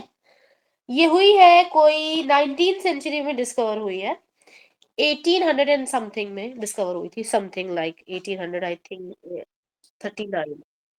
ہاں ہاں ہاں چیزوں پہ وہ ٹریول کر رہے تھے، وہ بھی جی ادھر سے ملی تھی، مطلب کہ اسی سمندر سے، اور ہاں وہ سارا کچھ بھی وہاں پہ ملا تھا دریائے نیل سے نا. اوکے. تو وہ چیزیں بھی مطلب کہ اس ٹائم پہ ملی تھی، تو 100 ایئر کا اپروکس ٹائم بنتا ہے وہ. جی اتنا ٹائم ہو گیا، ٹھیک ہے. اچھا یہ جب ڈسکور ہوئی ہے تو اب میں آپ کو بتاتی ہوں کہ اس کا تعلق ڈسکور ہونے سے، جب تک میں بھی نہیں یہ ساری ریسرچ کر رہی تھی نا اس اینڈ آف ٹائمس پر دین کے اعتبار سے، تو اس وقت تک مجھے بھی نہیں سمجھ میں آتا تھا کہ اگر یہ ہو گیا ہے تو اب اس کو کرنا کیا ہے. کیونکہ ہم تو قرآن میں جانتے ہیں کہ اللہ سبحانہ وتعالیٰ سورہ یونس میں کہا کہ ہم اس کی باڈی کو سنبھال کر رکھیں گے، یا کہنا چاہیے پریزرو کر دیں گے، اور پھر آنے والی نسلوں کے لیے اس کو عبرت بنا دیں گے. لیکن وہ لوگ جو کہ غافلون ہیں ان کو کچھ نہیں ملے گا. آپ بھی یہ دیکھ سکتے ہیں سورہ یونس کی آیت 92، آیت نمبر 92 ہے یہ، کہ فَالْيَوْمَ نُنَجِّيكَ بِبَدَنِكَ لِتَكُونَ لِمَنْ خَلْفَكَ آيَةً وَإِنَّ كَثِيرًا مِّنَ النَّاسِ عَنْ آيَاتِنَا لَغَافِلُونَ. پہلا حصہ دیکھیے کہ فَالْيَوْمَ، تو اس دن، نُنَجِّيكَ، تو ہم نے تمہاری، نُنَجِّيكَ نجات دے دی، کس کو؟ بِبَدَنِكَ، تمہارے اس بدن کو. یہ اس سے پہلے اللہ سبحانہ تعالیٰ جو باتیں کر رہے ہیں وہ فرعون سے کر رہے تھے کہ پہلے تو تم نے انکار کر دیا تھا، اور بعد میں تم مجھے ماننے کی باتیں کر رہے تھے، کیونکہ وہ بھی ڈرامہ کر رہا تھا نا اس زمانے میں. لمن خلفک آیا، تاکہ تم ایک آیا بولتے ہیں نشانی کو، نشانی بن سکو آنے والے لوگوں کے لیے. کون سے آنے والے لوگ؟ جو بعد میں آئیں گے. obvious سی بات ہے، اس کے بعد کے لوگ، کیونکہ اس وقت تک تو، جب تک تقریباً 100 ایئرس تک، 100 سے 500 ایئرس تک بلکہ آپ کہیں، کوئی بھی جو کہانی ہوئی ہوتی ہے نا وہ تازہ رہتی ہے. لوگ اس کو جنریشن بائی جنریشن زبانی طور پر نریٹ کرتے رہتے ہیں. اس کے بعد جو ہے نا وہ ڈیمینش ہونا شروع ہو جاتی ہے، یا اس کے اندر چیزیں مکس اپ ہونا شروع ہو جاتی ہیں، یا پھر اس کے اندر جو لیسن ہوتا ہے وہ ختم ہو جاتا ہے. صحیح، تاریخ کے آپ تمام چیزیں اٹھا کر دیکھیں تو اگر آپ ایوریج نکالیں گے وہ آلموسٹ 500 ایئرس بنے گا. تو 500 ایئر پہلے نہیں ہوا، یہ مرا نہیں تھا وہ 500 ایئر پہلے. اس کے مرنے کے کئی ہزار سال کے بعد جو ہے وہ لاش نکل کے آئی، اور لاش جب نکل کے آئی تو انہوں نے کہا کہ اچھا یہ تو جو ہے یہ یہاں جائے گی، وہاں جائے گی. اور ابھی ریسنٹلی کچھ سال ہی ہوئے، زیادہ سال نہیں ہوئے، کچھ سال پہلے اس کے اوپر جو بھی انہوں نے ریسرچ مزید کی ہے اور ڈسکور کر کے انہوں نے بتایا کہ جس کے بارے میں، جس فرعون کو سمندر میں غرق کر کے مارا گیا تھا، یہ وہ والا فرعون ہے. اور بھی فرعون تھے نا، لیکن اللہ سبحانہ وتعالیٰ کہہ رہے کہ وَإِنَّ كَثِيرًا مِّنَ النَّاسِ، اور بے شک بہت اکثریت لوگوں کی، الناس لوگوں کی بہت سی اکثریت ایسی ہے کہ ان آیاتینا، کہ میری یا ہماری آیتوں سے، یعنی کہ ہماری نشانیوں سے، لغافلون، وہ غافل ہے، ہیڈ لیس ہے، کیئرلیس ہے، پتہ ہی نہیں ہے ان کو. کیا ہم وہ لوگ نہیں ہیں؟ ہم وہی والے لوگ نہیں ہیں؟ ہم تو وہی لوگ ہیں، حالانکہ ہم تو کہہ رہے ہیں کہ ہم تو ایمان والے لوگ ہیں. ہم وہ لوگ ہیں جو اس کے بارے میں ہیڈ لیس تھے. تین نشانی ہے. اچھا نشانی کیا، میں آپ کو جلدی جلدی بتا دیتی ہوں. نشانی یہ ہے، علماء کے نزدیک بالکل متفق علیہ بات ہے کہ discovery of the body of Pharaoh marks the end of time. سنیں غور سے، دوبارہ سن لیجیے، کہ فرعون کی لاش کا ملنا، یہ کہتے ہیں نا برآمد ہو جانا سمندر میں سے، یہ اس بات کی نشانی ہے کہ آخر کا دور کا آغاز ہو گیا. کس کا دور؟ آخر کا دور، یعنی کہ لاسٹ. اب وہ کیا ہے؟ وہ 500 ایئرز ہے، 1000 ایئرز ہے، یا واٹ ایور. ٹھیک ہے، تو اس اعتبار سے آلموسٹ 100 ایئرس تو ہو گئے. اور پھر یہ کہ جس طرح سے لوگوں نے جھٹلانا شروع کر دیا تھا، اور پھر ہم یہ بھی جانتے ہیں کہ آخرت کی نشانیوں میں سے ایک نشانی یہ بھی ہے کہ جادو، ٹونا، سحر یہ بہت عام ہو جائیں گے، بہت عام ہو جائیں گے. تو آپ کو پتا ہے کہ جب سے اس کی ڈسکوری ہوئی ہے تو جتنا زور جادو نے اب پکڑا ہے اس سے پہلے نہیں پکڑا تھا. اس کی باڈی کی ڈسکور ہونے کے بعد لوگ اس کی باڈی سے واٹ ایور ان کی انرجیز جو بھی وہ ایک دوسرے کے ساتھ اس سے کنیکٹ کرتے ہیں اور پھر وہ جادو پرفارم کرتے ہیں، اور وہ ورسٹ قسم کا جادو ہوتا ہے. اب ان کی بہت سارے مینیفیسٹیشنز ہیں، بہت سارے طریقہ کار ہیں. ٹھیک ہے، اس کو اب ہم نے یہ یاد کر لیا کہ جب یہ نکلا ہے تو اس بات کو سمجھے 100 سال ہو گئے ہیں، اور 100 سال اور کچھ سال اور مزید ہو گئے ہیں، کیونکہ آپ یہ دیکھیے نا کہ ہم کون سی ایئر میں آ گئے. اس کے باوجود ہم نے کیا کیا؟ ہم تو نہیں جانتے آخرت کے بارے میں.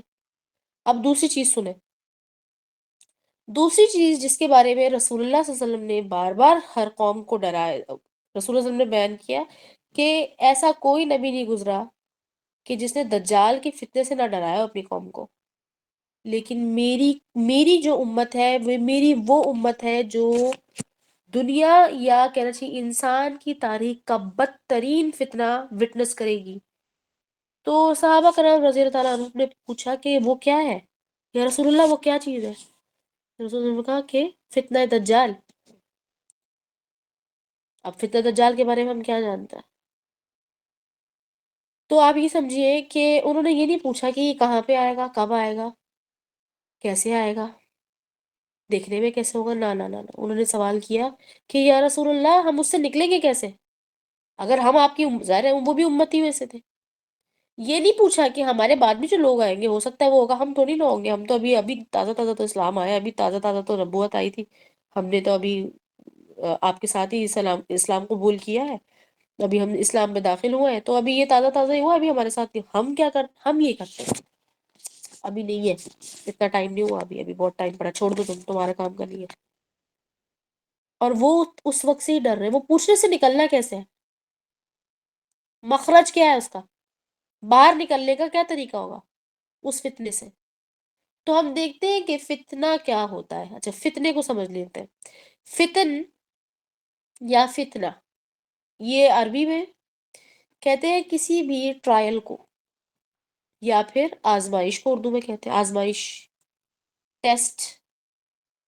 تو جو ٹیسٹ ہوتا ہے وہ ہم کہتے ہیں کہ وہ چھوٹے لیول کا. جو ٹرائل ہوتا ہے نا، it is a series of test. چھوٹے چھوٹے بہت سارے امتحان کو کہتے ہیں ٹرائل. چلو بھائی یہ بھی بتاؤ، یہ بھی بتاؤ، یہ بھی بتاؤ، یہ بھی بتاؤ، تو یہ پورا میں کہوں گی کہ میں نے ٹرائل لیا ہے، فلاں بندے کا ٹرائل ہے یہ.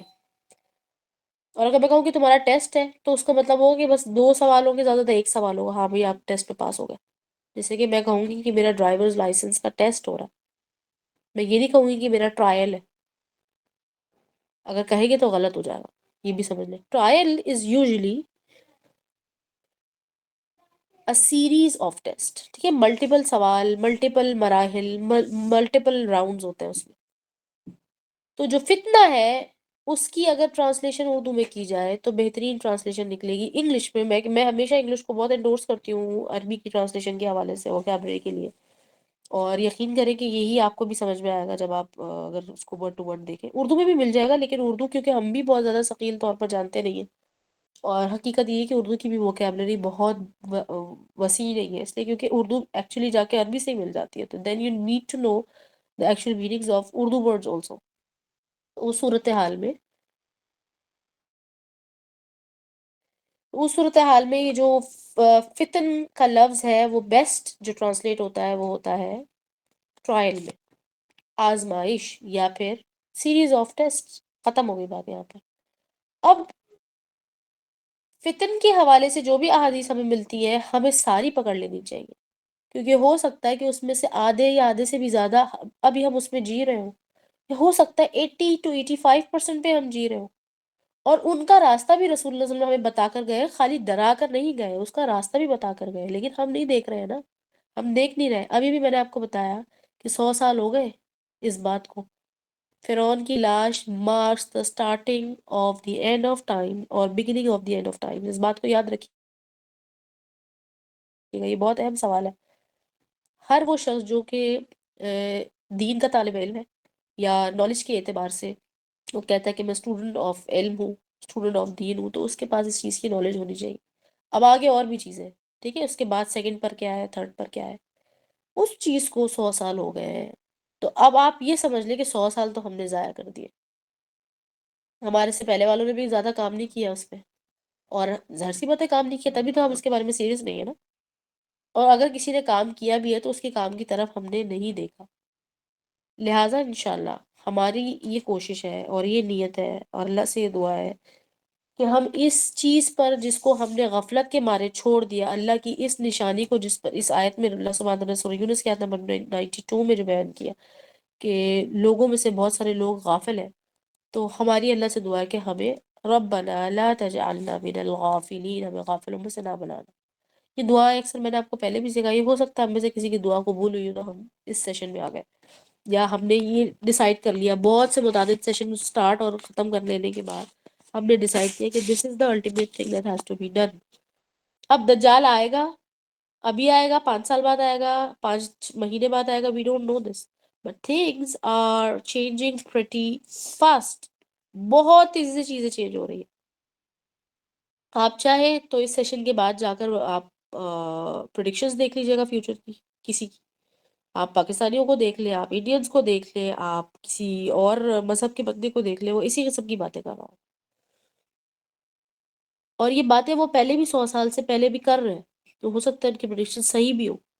ایسی تو نہیں شرک ہے نا، یہ حرام تو اس لیے ہے نا کیونکہ اللہ سبحانہ تعالیٰ کے معاملے میں بولنا نہیں ہے. بے شک اللہ سبحانہ تعالیٰ قادر مطلق ہے، چیزوں کو چینج کرنے کے اوپر اتھارٹی رکھتے ہیں، لیکن ہمارے پاس اس سے پہلے بھی چیزیں، انفارمیشن، نالج موجود ہے. ہم ادھر چلے جائیں اگر تو ہمارے لیے بہت معاملات آسان ہو جائے. تو فتنے کو آپ سمجھ لیجئے کیا ہے. اب آپ نے ہو سکتا ہے ایک کتاب، بڑی مشہور کتاب تھی، اس کا نام ہے فتنوں کے دور پہ. اس کتاب کو لکھے ہوئے بڑے سال ہو گئے، وہ کتاب بھی آپ لوگوں نے نہیں پڑھی ہوئی. ٹھیک ہے، لہٰذا اب ہم دیکھتے ہیں کہ کتاب الفتن جو کہ صحیح البخاری کا ایک سمجھ لے کہ ایک پارٹ ہے، اس میں رسول اللہ صلی اللہ علیہ وسلم ہمارے لیے کیا چھوڑ کر گئے، یا امام بخاری ہمارے لیے کیا گیدر کر کے لائے، اور ہم نے کس چیز سے منہ موڑ کے رکھا ہوا. جہاں پر قیامت کی 10 بہت بڑی بڑی نشانیاں ہیں، وہ وہیں پر بڑی نشانیوں کے علاوہ جو چھوٹی چھوٹی نشانیاں ہیں نا، ان کو سمجھ لیں مائل سٹون سمجھ کر آپ اگر چلتے ہیں کہ 1 2 3 سمجھ لیں کہ 100 پوری ہوتی ہے تو پھر نیکسٹ بڑی نشانی کی باری آ جاتی ہے.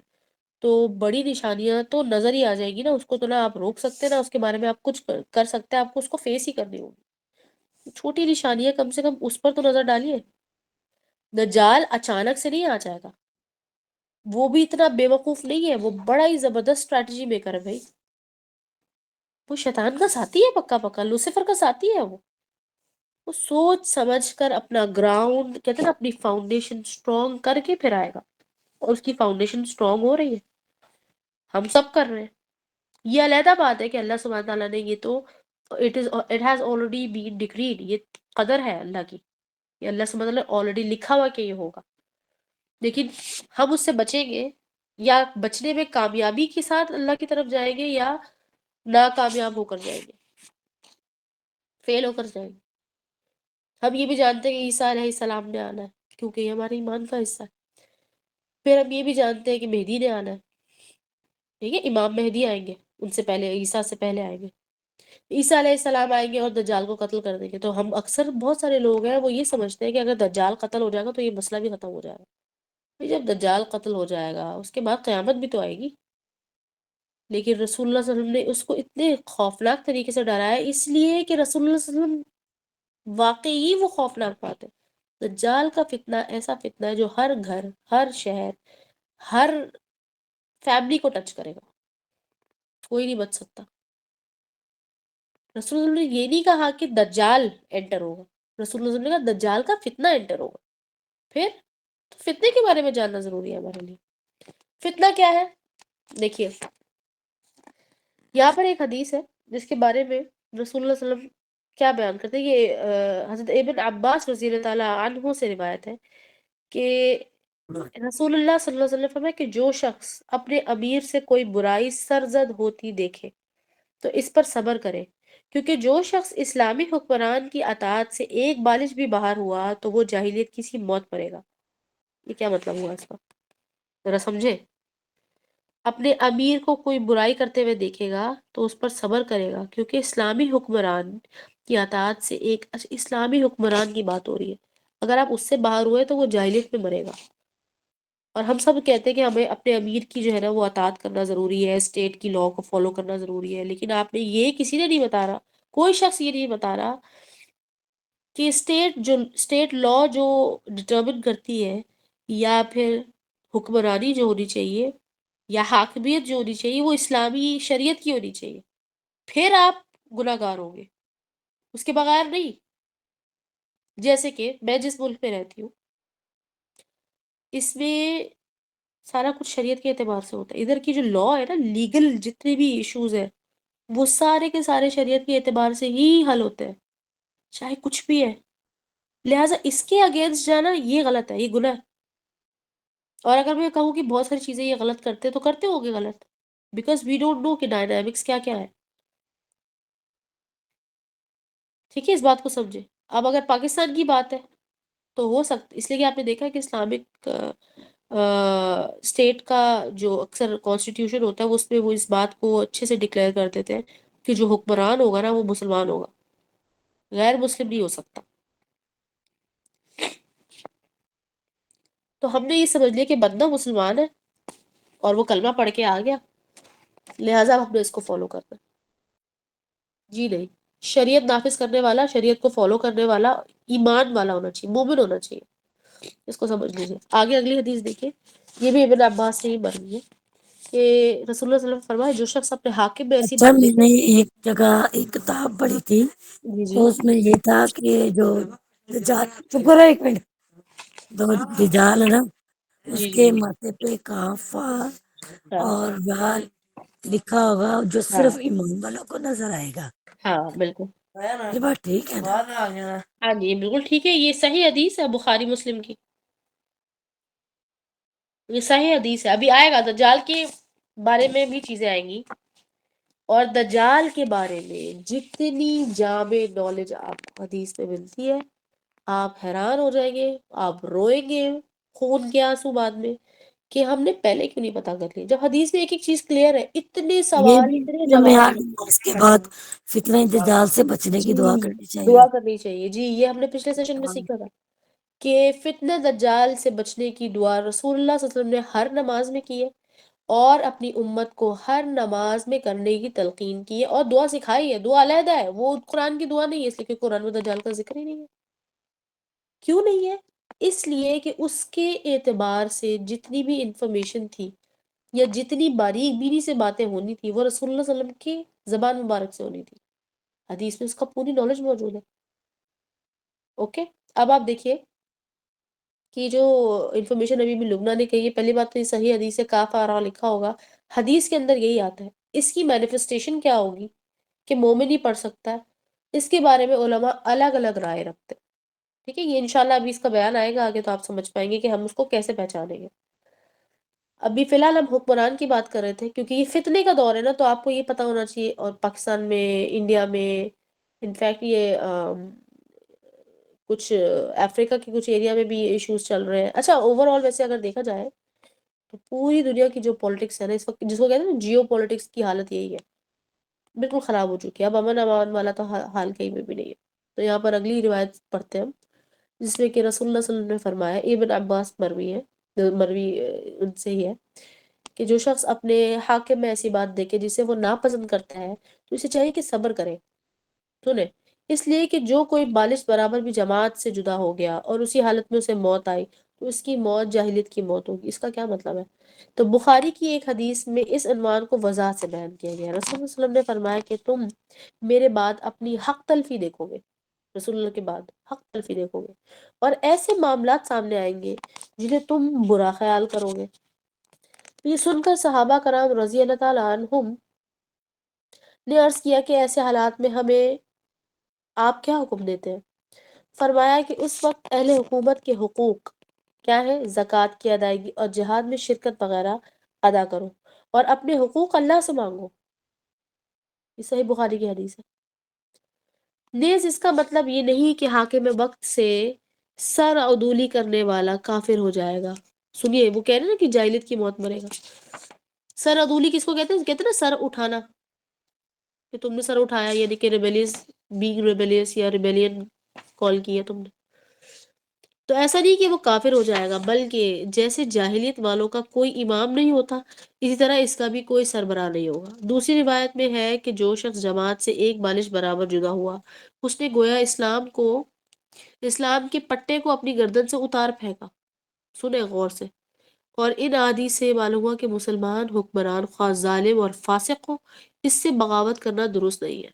یہ ہے وہ حدیث جس کی وجہ سے ماشاءاللہ سے اچھے سے مینوپولیٹ کیا گیا ہے سارے انسانوں کو، تمام عوام کو، خاص طور پہ پاکستان میں.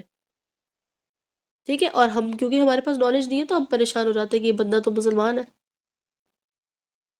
یہ بھی حدیث سے ہی پتہ چلتا ہے کہ جیسے لوگ ہیں ویسے حکمران ہوتے ہیں. جیسے کیڑ کیا کیا سوری جیسے کیا کیڑ اور کواڑ ایک چیز ہوتی، ایک ایڈیم ہے نا، جس کا مطلب ہوتا ہے جیسے دروازے ہوتے ہیں ویسی چوکھٹ ہوتی ہے. تو آئی ڈونٹ نو کہ اس کا ایگزیکٹلی الفاظ کیا ہے، لیکن اس کا مطلب یہی ہوتا ہے کہ جیسے لوگ ہیں ویسے حکمران ہیں، یا جیسے حکمران ہیں ویسے ہی لوگ ہیں. یعنی کہ اندھوں میں کانا راجا، بس اتنی سی بات ہے. ادھر سے یہ کیا معلوم ہوتا ہے؟ ادھر سے یہ معلوم ہوا کہ ہمیں اپنے حالات درست کرنے کی ضرورت ہے، اپنے ایمان کو درست کرنے کی ضرورت ہے، ہمیں اللہ سے دعا کرنے کی ضرورت ہے، اللہ سے مدد مانگنے کی ضرورت ہے. جب ہمارے حالات آپس کے درست ہوں گے، شریعت کے، دین کے، نیتوں کے، اخلاص کے، تو حکمران کے معاملات بھی درست ہو جائیں گے. یہ بھی آپ کو حدیث سے مل جائے گی بات ہے. اگلی حدیث پہ آتے ہیں. حضرت عبادہ بن سامت، آپ نے یہ نام سنا ہوگا کیونکہ بڑا ڈفرنٹ نام ہے. یہ ایک صحابی گزرے، اس سے روایت ہے کہ رسول اللہ صلی اللہ علیہ وسلم نے ہمیں بلایا تو ہم نے آپ سے بیعت کی، اور بیعت میں آپ نے ہم سے یہ اقرار لیا کہ ہم خوشی ناخوشی، تنگی فراخی، الغرض ہر حال میں آپ کا حکم سنیں گے اور اسے بجا لائیں گے، گو ہم پر دوسروں کو ترجیح ہی کیوں نہ دی جائے. اور آپ نے یہ بھی اقرار لیا کہ سلطنت کی بابت یا سلطنت کے بارے میں ہم حکمرانوں سے جھگڑا نہیں کریں گے، مگر اس صورت میں کہ جب تم اسے اعلانیہ کفر کرتے دیکھو، ایسا کفر کہ جس کے متعلق اللہ کی طرف سے تمہارے پاس دلیل بھی موجود ہے، آ گئی آپ کے پاس سامنے دلیل شریعت کے حوالے سے، تب تم اس کے ساتھ جھگڑا کرو. ٹھیک ہے، جب تم دیکھتے ہو کہ وہ اللہ کے معاملات میں یا اللہ سے متعلق وہ اس چیز کو اس کے برعکس کرتا ہے کام. اب اس سے معلوم کیا ہوتا ہے کہ جب تک حاکم وقت کسی قول اور فعل کی کوئی شرعی تعویل ہو سکتی ہے، لیکن اس وقت تک اس کے خلاف بغاوت کرنا جائز نہیں کہ جب تک کہ وہ صریح اور واضح طور پر شریعت کے خلاف کام کرے یا ان کا حکم دے اور قواعد اسلام سے روگردانی کرے تو اس پر اعتراض کرنا درست ہے. اگر وہ نہ مانے تو ایسے حالات میں اس کی اطاعت لازم نہیں ہے. یہ فتح الباری کی روایت ہے. فتح الباری بہت ہی بہترین حدیثوں کی کتاب ہے. حدیث کی تو آپ کوئی بھی کتاب اٹھا لیں، جب اگر آپ کو حدیث سے محبت ہو گئی، آپ بولے کہ جتنی کتابیں وہ ساری لے کر آؤ دنیا سے، میں سب پڑھوں گا، چاہے عربی میں ہے چاہے وہ فارسی میں ہے، کسی میں بھی ہے.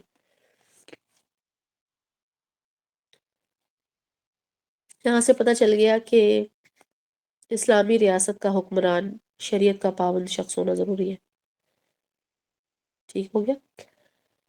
اس کے علاوہ اب فتنوں کے ظاہر ہونے کا بیان شروع ہوتا ہے کہ حضرت عبداللہ بن مسعود سے روایت ہے کہ انہوں نے کہا کہ میں نے رسول اللہ صلی اللہ علیہ وسلم سے سنا ہے کہ آپ فرما رہے تھے کہ بدترین مخلوق میں سے وہ لوگ ہیں جن کی زندگی میں قیامت آ جائے گی. قیامت جن کی زندگی میں آئے گی وہ بدترین لوگ ہوں گے، کیونکہ دیکھیے آخر بالکل لاسٹ دور ہوگا نا. اب ہمیں نہیں پتہ یہی دور ہوگا. اب جب آخر کا وہ کہتے ہیں نا کھرچن باقی رہ جائے گی، تو علم کے حوالے سے، عمل کے حوالے سے، ایمان، اخلاص، یہ سارے حالات جو ہیں وہ بگڑ جائیں گے. آلموسٹ ہر چیز کی بس تھوڑی بہت ٹریسز باقی رہ جائے گی، جس کے بارے میں رسول اللہ صلی اللہ علیہ وسلم نے ہمیں بہت اچھے سے خبر دی ہے. تو یہ فتنوں کے ظہور کا وقت ہوگا، جیسے کہ اسی روایت میں ہے کہ حضرت ابو موسیٰ اشعری رضی اللہ تعالیٰ عنہ نے حضرت عبداللہ بن مسعود سے کہا کہ تم وہ دن جانتے ہو جن کو رسول اللہ صلی اللہ علیہ وسلم نے خون ریزی کے دن قرار دیے تھے؟ خون ریزی کے کون سے دن تھے؟ رسول اللہ صلی اللہ علیہ وسلم نے ڈکلیئر کی تھی کہ یہ خون ریزی کے دن ہے. تو اس کے بعد انہوں نے یہ حدیث بیان کی کہ اس حدیث سے معلوم ہوا کہ قیامت کے نزدیک اچھے لوگ اٹھا لیے جائیں گے. خون ریزی کے دن کون سے دن ہے؟ وہ قیامت کے دن ہے، خون ریزی کے دن. اچھا، اب آپ تھوڑا سا بیٹھیے اور سوچئے کہ کیا یہ وہ والا زمانہ تو نہیں ہے؟ اگر آپ اپنے بچپن میں دیکھیں تو آپ نے اپنے بچپن میں کیا زیادہ نیوز سنی تھی لوگوں کے کٹنے کی، مرنے کی، جل کے مرنے کی، حادثات ہونے کی، زلزلے آنے کی؟ یا اب زیادہ سن رہے ہیں؟ اب زیادہ سن رہے ہیں، اس کا مطلب ہے یہ والا دور پہلے والے دور سے برا ہے. اگلی حدیث بھی اسی بارے میں ہے کہ حضرت انس بن مالک رضی اللہ تعالیٰ عنہ سے روایت ہے کہ جب ان سے ان مصیبتوں کی شکایت کی گئی جو لوگوں کو حجات سے پہنچی تھی، تو انہوں نے فرمایا کہ صبر کرو، کیونکہ تم پر جو زمانہ گزرے گا وہ پہلے سے بدتر ہوگا، یہاں تک کہ اللہ سے مل جاؤ. میں نے یہ بات تمہارے رسول اللہ صلی اللہ علیہ وسلم سے سنی ہے کہ پہلا وقت دوسرے دور سے دنیاوی اور خوشحالی کے لحاظ سے بہتر نہیں بلکہ علمی، عملی اور اخلاق کے لحاظ سے بہتر ہوگا. چنانچہ حضرت عبداللہ بن مسعود سے اس کی صراحت روایت موجود ہوتی ہے، یعنی کہ اسی طرح کی ایک اور روایت عبداللہ بن مسعود سے بھی ہوتی ہے، پتہ چلتی ہے کہ جب لوگ شکایت کر رہے ہوتے ہیں نا کہ یار دیکھو کیا حالات ہو گئے ہیں، کیسی دور آ گیا ہے. ہاں تو وہ حالات دور آ گیا ہے کیونکہ دور واقعی پہلے سے برا ہوتا چلا جائے گا، اور وہ ہو رہا ہے. اوکے.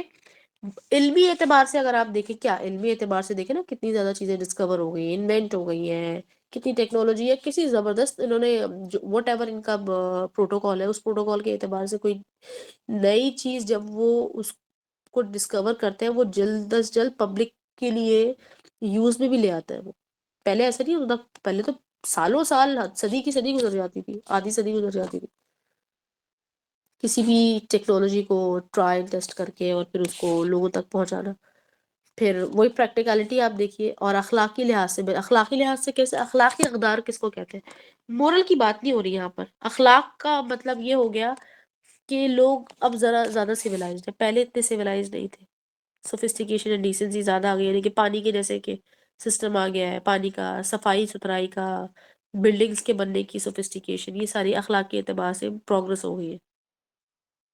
اس لحاظ سے تو زمانہ آگے جا رہا ہے. لیکن اگر آپ فتنوں کے حساب سے دیکھیں تو فتنوں کی وجہ سے دیکھیں گے تو آپ کو کمپیریزن میں یہ زمانہ برا لگے گا، اور آگے آنے والا زمانہ پہلے سے بھی برا ہوگا.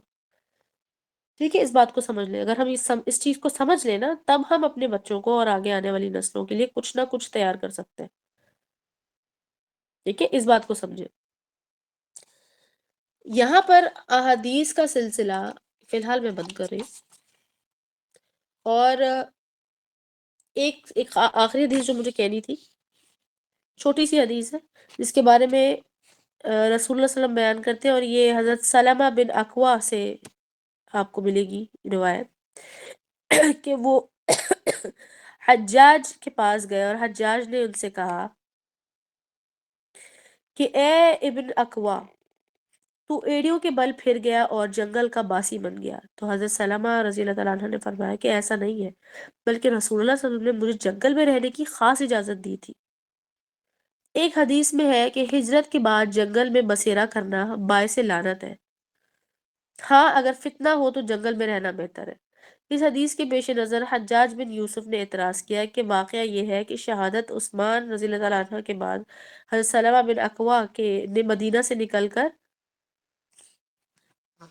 ایک جنگل میں رہائش اختیار کر لی تھی، اور مرنے سے چند دن پہلے مدینہ میں آ گئے تھے اور وہیں آپ کا انتقال ہوا. ٹھیک ہے، اس بات کو سمجھ لیں، کیونکہ یعنی کہ فتنے بڑھ گئے تھے نا، لہٰذا فتنے کے دور میں بندہ جنگل میں رہ جائے یا ایسی جگہ نکل جائے جہاں فتنے کم ہو. یہاں سے تو لوگ نکل کے امریکہ اور کینیڈا جا رہے ہیں سب، بلکہ اپنا سب بیچ باچ کے جا رہے ہیں، کیونکہ انہیں یہ لگ رہا ہے کہ فتنہ پاکستان میں ہے. انہیں یہ نہیں پتا کہ فتنہ تو شروع ادھر سے ہو رہا ہے، فتنے جتنے بھی ہیں وہ شروع ہی وہاں سے ہو رہے ہیں. لیکن مسئلہ یہ ہے کہ ہماری فتنے کی ڈیفینیشن غلط ہے. ہمیں فتنہ کیا لگتا ہے؟ ہم کہہ رہے ہیں ٹرائلز، ہم کہہ رہے ہیں کہ آزمائش، کس چیز کی آزمائش؟ یہ تو سوچے کس بات کی آزمائش؟ ہمارے کھانے پینے کی آزمائش، یا جابس کی آزمائش، یونیورسٹی میں ایڈمیشن ہونے کی آزمائش، گھر نہیں مل رہے، بڑے گھر نہیں ہوتے، پہلے بڑے گھر ہوتے تھے اب گھر چھوٹے ہوتے ہیں، اس چیز کی آزمائش، یہ بھائی ہوتی نا ایمان کی فتنے تو، آزمائش۔ دیکھیں جی، فتنہ تو ہمارے اندر ہے. فطرہ ہمارے اندر ہے، کیسا ہاں کیسا فتنہ اندر ہے ہمارے یہی اندر؟ کہ اگر ہم سوچتے ہیں ہمیں یہ بھی ہاں چاہیے یہ بھی چاہیے، ہم وہاں چلے جیسے ہاں کام بھی کر لیں ہاں یہ کر لیں، تو یہ تو ہمارا خود اپنا فتنہ اپنے لیے بنا رہے ہیں نا. ہاں، فتنہ تو ہمارے اندر ہے، ہم کہیں بھی چلے جائیں. یہ تو ہے، بالکل ایسی ہی بات ہے، فتنہ تو آپ کے اندر ہے، لیکن ان احادیث میں جن فتنوں کی بات رسول اللہ صلی اللہ علیہ وسلم نے کی ہے وہ کون سے فتنے ہیں، یہ بھی تو سوچے۔ یہ تو مطلب دوسرے فتنے ہیں نا باقی سارے. اچھا سنیے، یہ فتنے جس کے بارے میں کہہ رہے ہیں کہ جب یہ حجاج بن یوسف کہہ رہے تھے کہ میں فلاں جگہ نکل گیا، تو اس کا مطلب کیا تھا؟ اس کا مطلب یہ تھا کہ وہاں پر ایمان آزمائش میں پڑ گیا تھا، تو اب آپ ایمان بچائیں گے، سمجھے؟ رسول اللہ صلی اللہ علیہ وسلم نے کہا دجال کا فتنہ سب سے بڑا فتنہ ہے، سب سے مشکل دور دجال کے فتنے کا دور ہے، تو لہٰذا کیا فتنہ ہے؟ ایمان کا فتنہ ہے، سمجھیے۔ آپ لوگ پہلے پرابلم کو سمجھیں گے تو ہی تو پرابلم کی سولوشن کی طرف جائیں گے۔ رسول اللہ صلی اللہ علیہ وسلم کے اقوال یعنی کہ احادیث کے علاوہ آپ کو قرآن میں کیا ملتا ہے؟ اور یہ والی آیت تو سب جانتے ہو گے، لہٰذا میں وہی کوٹ کروں گی، نہیں جانتے تو فیملیئر تو ہوں گے۔ سورۃ تغابن کی آیت ہے کہ انما اموالکم و اولادکم فتنہ، لفظ ہے فتنہ، واللہ عنده اجر عظیم، اور پھر فاتقوا اللہ ما استطعتم واسمعوا واطیعوا وانفقوا خیرا لانفسکم ومن یوق شح نفسه فاولئک هم المفلحون۔ یہاں پر کامیابی کی بھی بات ہو رہی ہے اور فتنہ کی بھی بات ہو رہی ہے۔ پہلی آیت نمبر 15 ہے بائی دا وے، سورۃ تغابن، اور جز 28 میں آپ کو مل جائے گی سورۃ تغابن۔ سورۃ تغابن کے اندر یہ آخر کی کچھ آیات ہیں۔ تدبر کے ہمارے پاس میرے سیشنز میں نا تدبر، جو پورا قرآن کی تفسیر یا قرآن کو نہیں پڑھنا چاہ رہا ہو تو فار واٹ ایور ریزن، یا جو بگنرز ہوتے ہیں میں ان کو تدبر کی کچھ آیات کرواتی ہوں، تو ان کا نا ایک پورا مجموعہ ہے میرے پاس، بہت ساری آیتیں نہیں، چھوٹی چھوٹی الگ الگ مختلف اسورٹڈ آیتیں، ان کے اندر یہ ضرور ہے، اس کے اندر بھی یہ شامل ہے، لیکن آپ دیکھیں کہ لفظ فتنہ کیونکہ اس آیت میں آئے لہٰذا میں آپ کے سامنے کوٹ کر دیا اس آیت کو، کہ اللہ سبحانہ وتعالیٰ فرماتے ہیں کہ بے شک انما، بے شک اموالکم تمہارے مال میں، اور وہ اولادکم اور تمہاری اولاد میں فتنہ ہے، آزمائش ہے، واللہ عندہ اجر عظیم، اور بے شک اللہ کے پاس اجر عظیم ہے۔ کس بات کا اجر عظیم ہے؟ فتنے کا اجر عظیم ہے۔ فتنے سے اس طرح نکل آنا کہ کم سے کم آپ کا نقصان ہوا ہو۔ کس چیز کا نقصان؟ ایمان کا نقصان، بس ایمان کی بات ہو رہی ہے۔ آپ کا جو ایسٹ ہے نا وہ ایمان ہے، کون جائے گا آپ کے ساتھ قبر میں؟ ایمان۔ چلے آپ قبر میں نہیں جاتے، ہم مان لیتے کہ ہم وہ والے لوگ ہیں جن کو قیامت، جنہوں نے وٹنس کرنی ہے، اللہ نہ کرے کہ ہم ان لوگوں میں سے ہو، اس لیے کیونکہ قیامت، رسول اللہ صلی اللہ علیہ وسلم نے کہا کہ اگر خواہش کرنی ہے تو اس بات کی خواہش کرو کہ تم قیامت وٹنس نہ کرو، کیونکہ قیامت وٹنس کرنے والے بدترین لوگ ہوں گے، ابھی ہم نے حدیث ہی پڑھی۔ تو اس کا مطلب ہے کہ اگر قیامت بھی آ جاتی ہے تو اس صورتحال میں بھی جو آپ لے کر جا رہے ہیں، ظاہر ہے اس کو بھی موت آئے گی، آپ کو پتہ ہے کہ جب سور پھونکا جائے گا تو موت آ جائے گی نا، جتنے بھی لوگ زندہ ہوں گے، اس وقت بھی آپ کے ساتھ کیا جائے گا؟ ایمان۔ ایمان کی حالت میں اٹھائے جائے، ایمان کی حالت میں مارے جائے، اسلام کی حالت میں مارے جائے، مسلمان ہونے کی حالت میں مارے جائے، یہی تو اللہ سبحانہ تعالیٰ ہمیں کہہ رہے ہیں۔ ابھی آیت آپ کے سامنے جو پڑھا تھا میں نے کہ وَلَا تَمُوتُنَّ وَأَنْتُمْ مُسْلِمُونَ، اب آگے سنیے، فَاتَّقُوا اللَّهَ، اور اللہ کا تقوی، تو اللہ کا تقوی اختیار کرو، یعنی کہ جب یہ فتنہ ہے اور اجر بھی اللہ کے پاس ہے، جب تم انٹیکٹ چلے جاؤ گے یا کم سے کم نقصان کے ساتھ جاؤ گے تو اللہ سے پھر تقوی اللہ کا اختیار کر لو۔ وہ کیسے؟ مستطعتم، جتنی بھی تمہاری استطاعت ہے، جو بھی تم کر سکتے ہو، جتنا سمجھ سکتے ہو، جتنا اپلائی کر سکتے ہو، جتنا علم حاصل کر سکتے اور عمل کر سکتے اتنا اللہ کا تقوی اختیار کر لو. خود بھی پڑھیے گا ان آیتوں کو ضرور پلیز. پھر آگے وَاسْمَعُوا، اور سنو. کس چیز کو سنو؟ وَاسْمَعُوا، سمع سے نکلا ہے.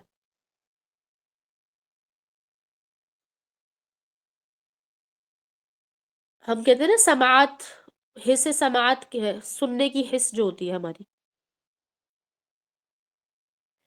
تو اللہ سبحانہ وتعالیٰ یہاں پر کہہ رہے ہیں کہ وَاسْمَعُوا وَأَطِيعُوا، اور جو تم سنو تو اطاعت کرو، اور اطاعت کرو. وَأَطِيعُوا، تم اللہ کا تقوی اختیار کرو جتنی تمہاری استطاعت ہے، اور جو سنو اور پھر اس پر اس کی پیروی کرو، یعنی کہ اس کو فالو کرو. کیا سنو؟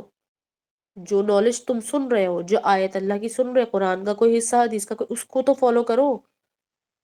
کتنی استطاعت ہے تمہاری روزانہ 2 گھنٹے کی استطاعت ہے، صبح 1 گھنٹہ، شام میں 1 گھنٹہ تم سیشن لے سکتے ہو، کوئی کلاس لے سکتے ہو.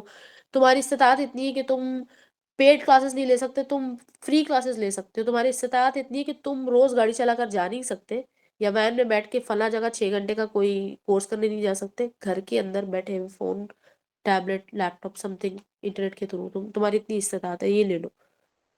اور اللہ کا تقوی اختیار کرو، کیونکہ اللہ کی تقوی کی وجہ سے آپ یہ سارے کام کریں گے. پھر جو سنیں گے وہ اطیعوا کریں گے، تو پھر آپ اس کو اطاعت کریں گے. وَأَنفِقُوا خَيْرٌ لِأَنفُسِكُمْ، اور خرچ کرو. وَأَنفِقُوا، خرچ کرو. کیا خرچ کرو؟ یہ تو نہیں لکھا.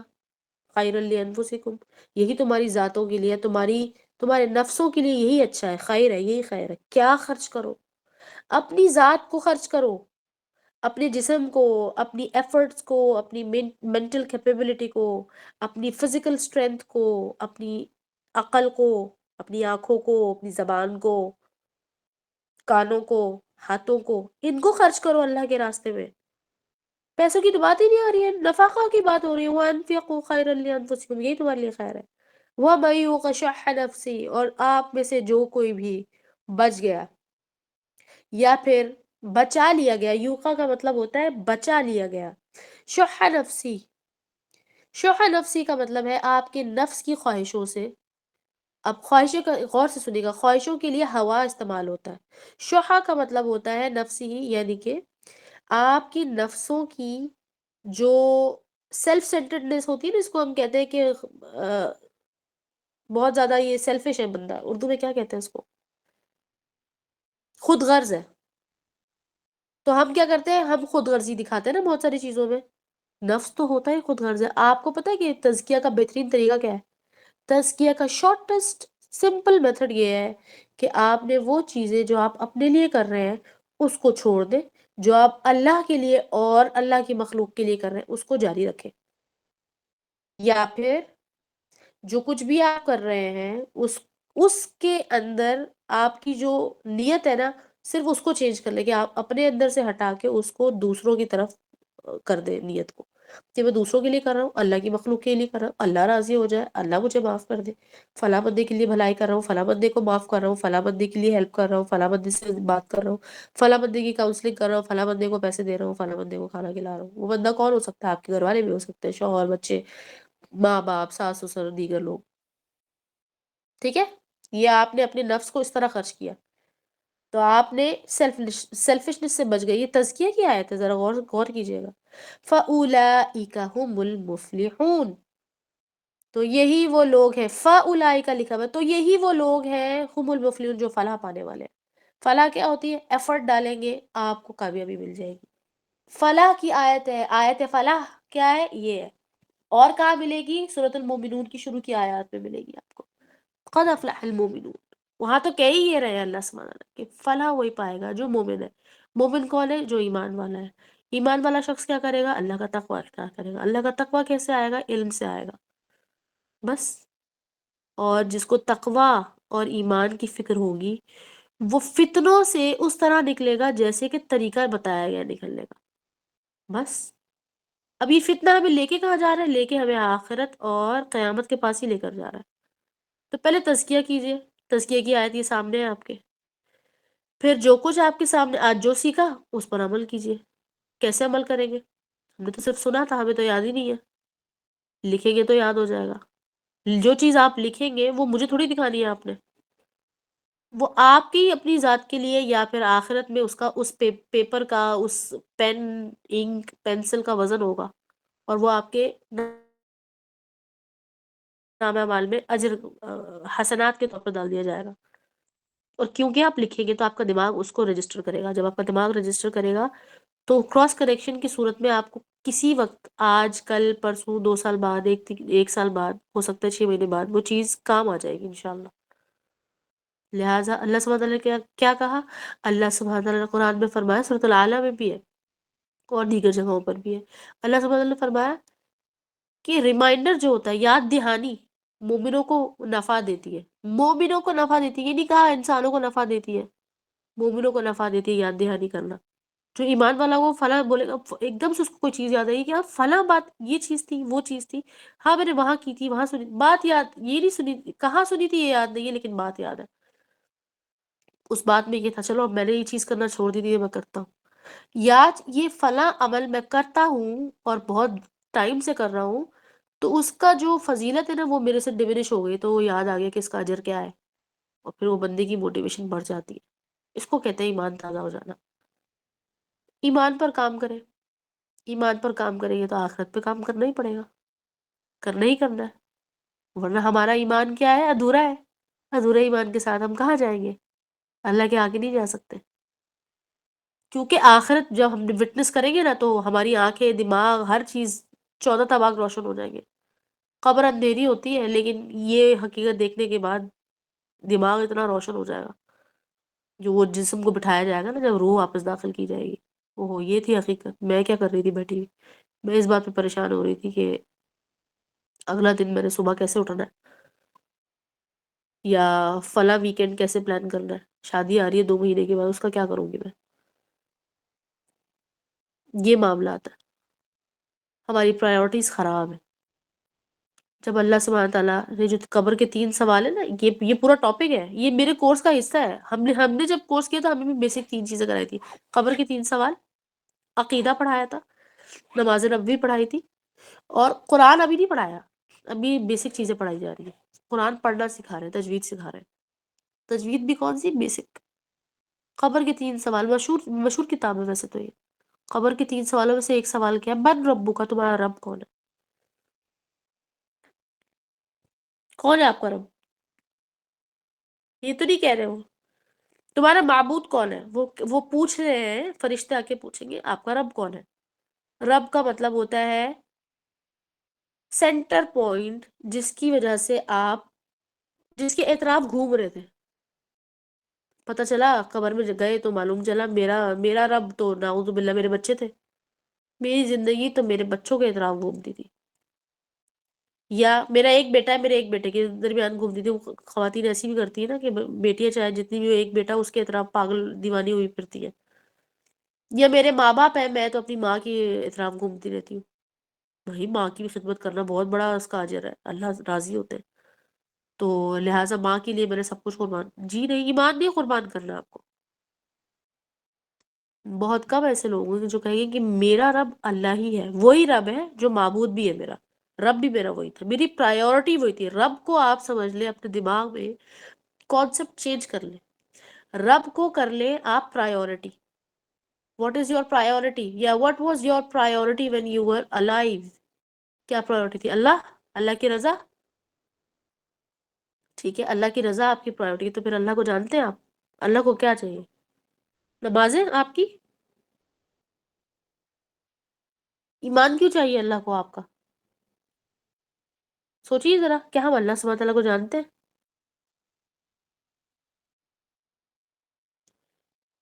اس بات کو سمجھیے. تو لہٰذا یہی وہ وجہ ہے کہ جس کی وجہ سے ہم اللہ سبحانہ تعالیٰ کو بار بار یاد کرتے ہیں، اپنی پرائیورٹی سیٹ کرتے ہیں. ٹائپ رائٹر کی طرح ہمارا وہ جو ٹائپ رائٹر کا اوپر والا فرنٹ ہوتا ہے نا، وہ جو اس کا اوپر والا پارٹ ہوتا ہے، وہ لکھ کے وہ اپنی جگہ سے ہٹ جاتا ہے، پھر اس کو زور سے گھسیٹتے ہیں، واپس سینٹر پہ لے کے آتے ہیں. یہ کر رہے ہیں ہم. ابھی جب آپ میم آخرت کی جاننے حدیثیں پڑھیں گے اللہ تو آنکھوں تعالیٰ کے کو، پیروں کی زمین سے رک جائے گی. ہاں جی. میم اللہ تعالیٰ کو جاننے سے زیادہ ہمیں اللہ تعالیٰ سے ڈر لگتا ہے. ہاں. مطلب رحمان رحیم، ہم نام ان کے لے لے کے اللہ تعالیٰ کو، اور اللہ تعالیٰ سے ڈرتے ہیں. مجھے تو یہ لگتا ہے، ہاں، مطلب ہاں جاننے سے بہتر پہلے ہم ڈرتے ہیں. ہاں، اس لیے کہ تقوی ہمیں کہا کہ تقوی یہ ہوتا ہے کہ ڈرو. خشیت کیا ہوتی ہے؟ ڈرو. خشیت بھی ڈرنا ہوتا ہے، تقوی بھی ڈرنا ہوتا ہے. ماشاءاللہ اردو ٹرانسلیشن اتنی حسین تھی ہماری. حالانکہ تقوی کا مطلب ڈرنا نہیں ہوتا ہے. جب آپ کو اللہ سبحانہ تعالیٰ نے انف انفارمیشن دے دی قرآن میں کہ میں کیسے فنکشن کرتا ہوں، کیوں کرتا ہوں وہ بھی بتا دیا ایک حد تک، اور کیسے کیسے کروں گا تمہارے معاملات میں. کیا تم نے ایسا کیا تو میں کیا کروں گا، ویسا کیا تو میں کیا کروں گا. یہ اللہ سبحانہ تعالیٰ نے کہتے ہیں نا چارٹر پورا لکھ کر بھیجا ہوا ہے، ہم پڑھتے ہی نہیں ہیں. ارے ڈرے جا رہے ہیں ڈرے جا رہے ہیں، کیونکہ ڈرا دیا. ڈرو اللہ سے، اللہ کا تقوی اختیار کرو، اللہ سے ڈرو، اللہ سے ڈرو. تقوی اختیار کرو، اس کی ٹرانسلیشن ڈرنا نہیں ہے، اس کی ٹرانسلیشن ہے تقوی اختیار کرو. تقوی کس کو کہتے ہیں؟ متقی کون ہوتا ہے؟ جو اللہ کے بارے میں توجہ اس کی اللہ پر ہوتی ہے، اس کو یہ پتا ہوتا ہے کہ اللہ مجھے دیکھ رہا ہے، اللہ سبحانہ تعالیٰ سب کچھ رجسٹر کر رہے ہیں. کیا بھی یہ جو کام کر رہا ہوں اللہ اس سے خوش ہو رہے ہیں، اگر خوش ہو رہے ہیں تو وہ بڑھا دے گا، اچھے سے کرے گا. اور اگر اسے پتا کہ یہ کام شاید میرے لیے اتنا اچھا نہیں ہے کہ اللہ سے اتنا راضی نہیں ہوتے، کوئی خاص اللہ پسند نہیں کرتے اس فلاں چیز کو، تو آپ آہستہ آہستہ اس کو چھوڑ دیں گے. یا پھر جیسے ہی آپ کو پتہ چلتا ہے کہ کوئی نماز میں مجھے دیکھ رہا ہے تو آپ اپنی نماز کو درست کر دیتے ہیں. یہ سائیکالوجی ہے. اس دن بھی سوال کیا تھا شافیہ نے، انہوں نے بتایا تھا کہ سائیکالوجی ہے انسان کہ وہ ایسے کرتا ہے. سائیکالوجی کس کو کہتے ہیں؟ سائیکالوجی کہتے ہیں آپ کی کسی کانسیپٹ کی وجہ سے آپ کا بیہیویئرل لے آؤٹ کیا ہے، بیہیویئر کیا ہے، باڈی لینگویج کیا کر رہی ہے، اس کو سائیکالوجی کہتے ہیں. کیونکہ سائیکالوجی میں آپ نے اکثر ایسی چیزیں سنی اور دیکھی ہوں گی کہ بہت سارے لوگ انجانے میں بہت سارے کام کر رہے ہوتے ہیں، ان کا جسم، ان کی زبان یا ان کے ہاتھ پیر کچھ ایسے کام کر رہے ہوتے ہیں جیسے کہ او سی ڈی وغیرہ میں لوگ کچھ کر رہے ہوتے ہیں. وہ کیا ہے؟ سائیکالوجی ہے نا. ان کے دماغ میں کسی چیز کا کانسیپٹ ہے جس کی وجہ سے وہ ایک خاص طرح کا بیہیویئر کر رہے ہیں. ہمارے کانسیپٹ خراب ہے، ہمیں اپنے کانسیپٹ درست کرنے کی ضرورت ہے. اس کے لیے کیا کریں گے؟ قرآن کو پڑھیں گے. بس اللہ سبحانہ کا یہ میرا انٹروڈکشن ہے، یہی میری ڈیٹیل ہے. میں نے آگے کیا کرنا ہے اس کی بھی اس کے اندر پریڈکشن بھی ساری قرآن میں ہے. کرنٹ کیا ہے وہ بھی ہے، اور پرانے لوگوں کا اور پرانے دور کا، پرانی قدیم زمانوں کا بھی اس کے اندر اچھا خاصا ذکر موجود ہے. بس ہمیں قرآن پڑھنا ہے تو ہم قرآن نہیں پڑھ رہے. تو قرآن کے علاوہ کیا پڑھنا چاہیے؟ حدیث پڑھنی چاہیے. You want some change, go to حدیث. You want more change, go back to قرآن. Then you want more change, come back to حدیث. اگین قرآن. You are tired, just try and recite the Quran. If you have some good energy, then go and dive deep into the Quran. You think you have good communication skills and you have good IQ, then contemplate on Quran and try and reflect and spread the word of Quran. یہ ہے بات. رسول اللہ صلی اللہ علیہ وسلم کو جب کہا گیا، حضرت عائشہ رضی اللہ تعالیٰ عنہ کہتی ہے رسول اللہ صلی اللہ علیہ وسلم کے بارے میں فرماتی ہیں کہ رسول اللہ صلی اللہ علیہ وسلم چلتا پھرتا قرآن تھے. اس کا کیا مطلب ہوا کہ اچھا رسول اللہ صلی اللہ علیہ وسلم قرآن تھے، چلتا پھرتا، ہم نہیں ہو سکتے؟ ہم نے کہا ہم نہیں ہو سکتے، لہٰذا ہم ہوتے ہی نہیں ہیں. تو اس کا مطلب ہے کہ یہ جو آئیڈیالوجی ہے کہ رسول اللہ صلی اللہ علیہ وسلم ہمارے لیے نمونہ ہے، ماڈل ہے، انہیں فالو کرنا، یہ تو پھر بوگس ہو گئی نا بات. یہ بات تو بوگس ہے، نبی جیسا تو کوئی ہو ہی نہیں سکتا. یہ تو بات بوگس ہے. ہمیں اپنی سائیکالوجی کو کریکٹ کرنے کی، استری کرنے کی ضرورت ہے. استری کرتے کیا ہوتا ہے؟ سلوٹیں سیدھی ہو جاتی ہیں، یا پتہ چل جاتا ہے کہ اس کپڑے میں جان ہے یا نہیں ہے. سیدھی کریں، پتہ چل جائے گا کہ یہ جو کپڑا ہے استری ہو کے خوبصورت لگ رہا ہے، پہننے کے قابل ہے کہ نہیں. آپ اپنے کانسیپٹ کو استری کریں، دیکھیں ذرا سیدھا کریں ایک دفعہ. بس یہی کرنے کی ہم کوشش کر رہے ہیں، یہ کریں گے انشاءاللہ، اور حدیث اور قرآن کے ساتھ کریں گے. اس کے علاوہ کہیں نہیں جانا آپ نے. And of time is very important, very crucial part of عقیدہ. اور عقیدہ اس سے پہلے کہ ہم اس کے اندر آگے جائیں، پہلے اپنے عقیدہ کو تو درست کرنے کی کوشش کریں. چیک تو کر لیں ادروائز کوئی فائدہ نہیں ہے، کوئی فائدہ نہیں ہوگا. ٹھیک ہے. موت کے بارے میں بھی جاننا اتنا ہی حق ہے جتنا قیامت کے بارے میں جاننا. اور قیامت کے بارے میں اگر جاننا ہے تو دجال کے بارے میں جاننا ہے. دجال کے بارے میں آپ کے لیے اس لیے جاننا ضروری ہے، یاد رکھیے گا، اس لیے جاننا ضروری ہے دجال کے بارے میں کہ یا تو آپ بچیں، نہیں تو اپنے بچوں کو ویل اکوپ کر کے جائیں آپ کہ کیا کیا اس کے ٹولز ہو سکتے ہیں، مینٹل اور فزیکل ٹولز کیا ہو سکتے ہیں. اور جب یاد رکھیے گا، یہ ٹیزر ہے آپ لوگوں کے لیے کہ جب رسول اللہ صلی اللہ علیہ وسلم سے صحابہ رضی اللہ تعالیٰ عنہم انہوں نے یہ کہا، جبکہ رسول اللہ صلی اللہ علیہ وسلم خبر دے رہے ہیں دجال کی اور خطرناک طریقے سے دے رہے ہیں، بتا رہے ہیں کہ مجھے نہیں پتا یہ کب آئے گا پر یہ آئے گا، یہ تو ہے. تو انہوں نے پوچھا کہ اس سے نکلنا کیسے ہے، باہر کیسے نکلیں گے اس کے فتنے سے. دس is the teaser for you. پھر یہ کہ ایک حدیث ہے جو کہ سب جانتے ہیں نا، اور اگر نہیں جانتے تو آپ جان لیجئے. ایک حدیث ہے دجال کے بارے میں کہ ہوا یہ کہ تمیمت داری ایک صحابی گزرے. تمیمت داری رضی اللہ تعالیٰ عنہ جو تھے وہ کہاں سے آئے ہیں؟ وہ کرسچینٹی کے ماننے والے تھے. ٹھیک ہے، عیسائی تھے وہ. تو رسول اللہ صلی اللہ علیہ وسلم کا جب دور انہوں نے پایا تو رسول اللہ صلی اللہ علیہ وسلم کی بھی نبوت کے کئی میرے خیال ہے 10 سے 15 سال کے بعد وہ اسلام قبول کیا انہوں نے، آلموسٹ کچھ ایسا ہی ہے. تو اس کے بعد جب رسول اللہ صلی اللہ علیہ وسلم دجال کی خبر دے رہے ہیں تو تمیمت داری سن رہے کھڑے ہو کے نا، اور سوچ ان کو کچھ یاد آیا. سرمن کی بات، خطبہ کے بعد رسول اللہ صلی اللہ علیہ وسلم سے کہتے ہیں کہ یا رسول اللہ، میں دور جاہلیت کے زمانے کی ایک بات آپ سے شیئر کرنا چاہتا ہوں. اور انہوں نے آگے سے ایک واقعہ بیان کیا کہ یہ تو قریش کے لوگ ہیں نا، یہ صحرا میں رہتے ہیں، اور وہ جو جس جگہ کے تھے، یہ جس قبیلے سے وہ تعلق رکھتے تھے، وہ لوگ سمندروں میں سفر کیا کرتے تھے، یا قریب قریب کے سمجھ لے کہ علاقے دریافت بھی کر لیتے تھے. اور یعنی کہ یہ الگ کیٹیگری تھی، یہ صحرا والی کیٹیگری الگ تھی. انہوں نے کہا کہ ہم اپنی فیملی اور ٹرائبس کے لوگوں کے ساتھ کیا کرتے تھے. ہمارا کوئی اچھا بڑا گروپ تھا، کوئی 30 سے 40 لوگوں کا. اور میں اس زمانے میں ینگ لڑکا تھا، چھوٹا لڑکا تھا، 17-18 سال کا تھا. 16 17 18 ینگ لڑکی کی بات آتی ہے اس حدیث میں. یہ حدیث آپ کو میں ٹیکسٹ کے ساتھ بھی پڑھاؤں گی کیونکہ یہ بڑی بہترین اور بہت ضروری حدیث ہے. تو وہ کہتے ہیں کہ ہمارا ہوا یہ کہ جب ہم سمندر پر تھے سفر پہ تو طوفان آیا، اور طوفان کے ٹھاٹوں کی وجہ سے ہماری کشتی یہاں سے وہاں لڑکتی رہی، اور ہم 1 مہینے تک بھٹکتے رہے، یہاں تک کہ ہم ایک جزیرے کو پہنچے، آئلینڈ کو پہنچے. کہتے ہیں اس آئلینڈ پہ جب ہم اترے تو ظاہر ہے ہماری جو حالت تھی اس کی وجہ سے ہم ذرا اندر کے اندر جا رہے تھے. تو وہاں پر ایک عورت آئی، اور عورت وہ ہمیں کہنے لگی کہ تم لوگ کون ہو، کہاں سے ہے. جو ہم نے اس کو اپنا بتایا کہ ہم فلاں قبیلے کے لوگ ہیں، اور ہم اس طرح سے ہماری کشتی کا یہ معاملہ ہو گیا تھا تو ہم اترے. تو وہ کہتی تم میرے ساتھ آؤ، میرا جو ماسٹر ہے نا، یا میرا جو مالک ہے وہ تمہیں بلا رہا ہے، تمہارا انتظار کر رہا ہے وہ. اچھا، الفاظ کیا ہے؟ وہ کہہ رہی میرا مالک تمہارا انتظار کر رہا ہے. عورت ہے. اب اس عورت کی ڈسکرپشن سنیں. انہوں نے پوچھا تم کون ہو؟ اس عورت نے کہا میں جساسہ ہوں. کیا ہے؟ جساسہ. اسی لیے آپ کو کہا کہ عربی کو جاننا بہت ضروری ہے. جساسہ کیا ہوتا ہے وہ ابھی سمجھتے ہیں. اسی کہا میں جساسہ ہوں. اب یہ کہہ رہے ہیں کہ یہ عورت تھی. کیسی تھی عورت؟ سنیے گا. عورت نما تھی لیکن اس کے جسم پر بال تھے، سامنے بھی بال تھے اور پیچھے کی طرف بھی بال تھے اس کے. کیسی عورت تھی؟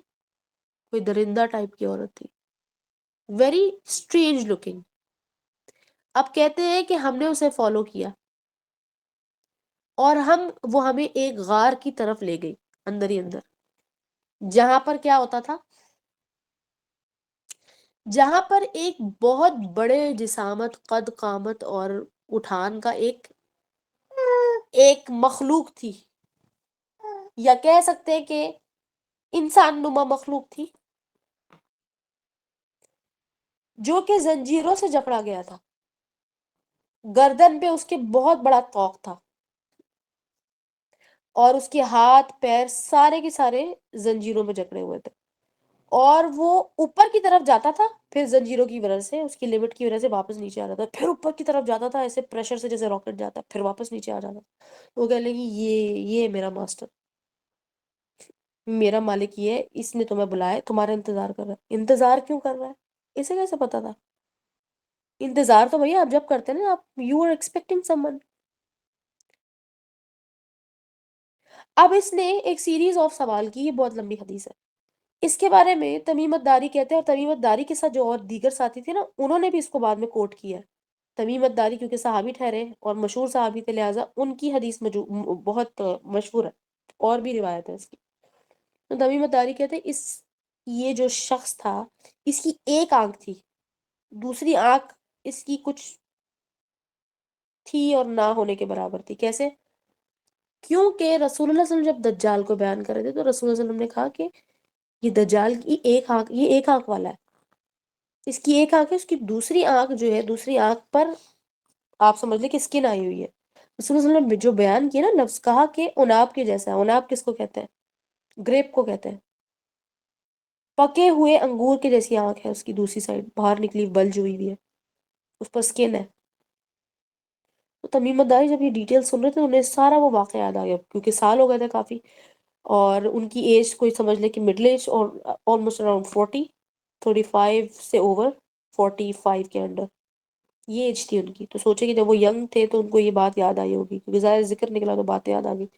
تو جب رسول اللہ صلی اللہ علیہ وسلم نے یہ ڈسکرپشن سنی، یہ حدیث بہت لمبی ہے، ابھی آگے بھی اس کے اندر بہت ساری چیزیں، تو آپ اینڈ میں سنی کیا ہو. جب رسول اللہ صلی اللہ علیہ وسلم نے یہ بات سنی تو رسول اللہ صلی اللہ علیہ وسلم نے کہا کہ بلاؤ سب کو اعلان کرو کہ آئے سب.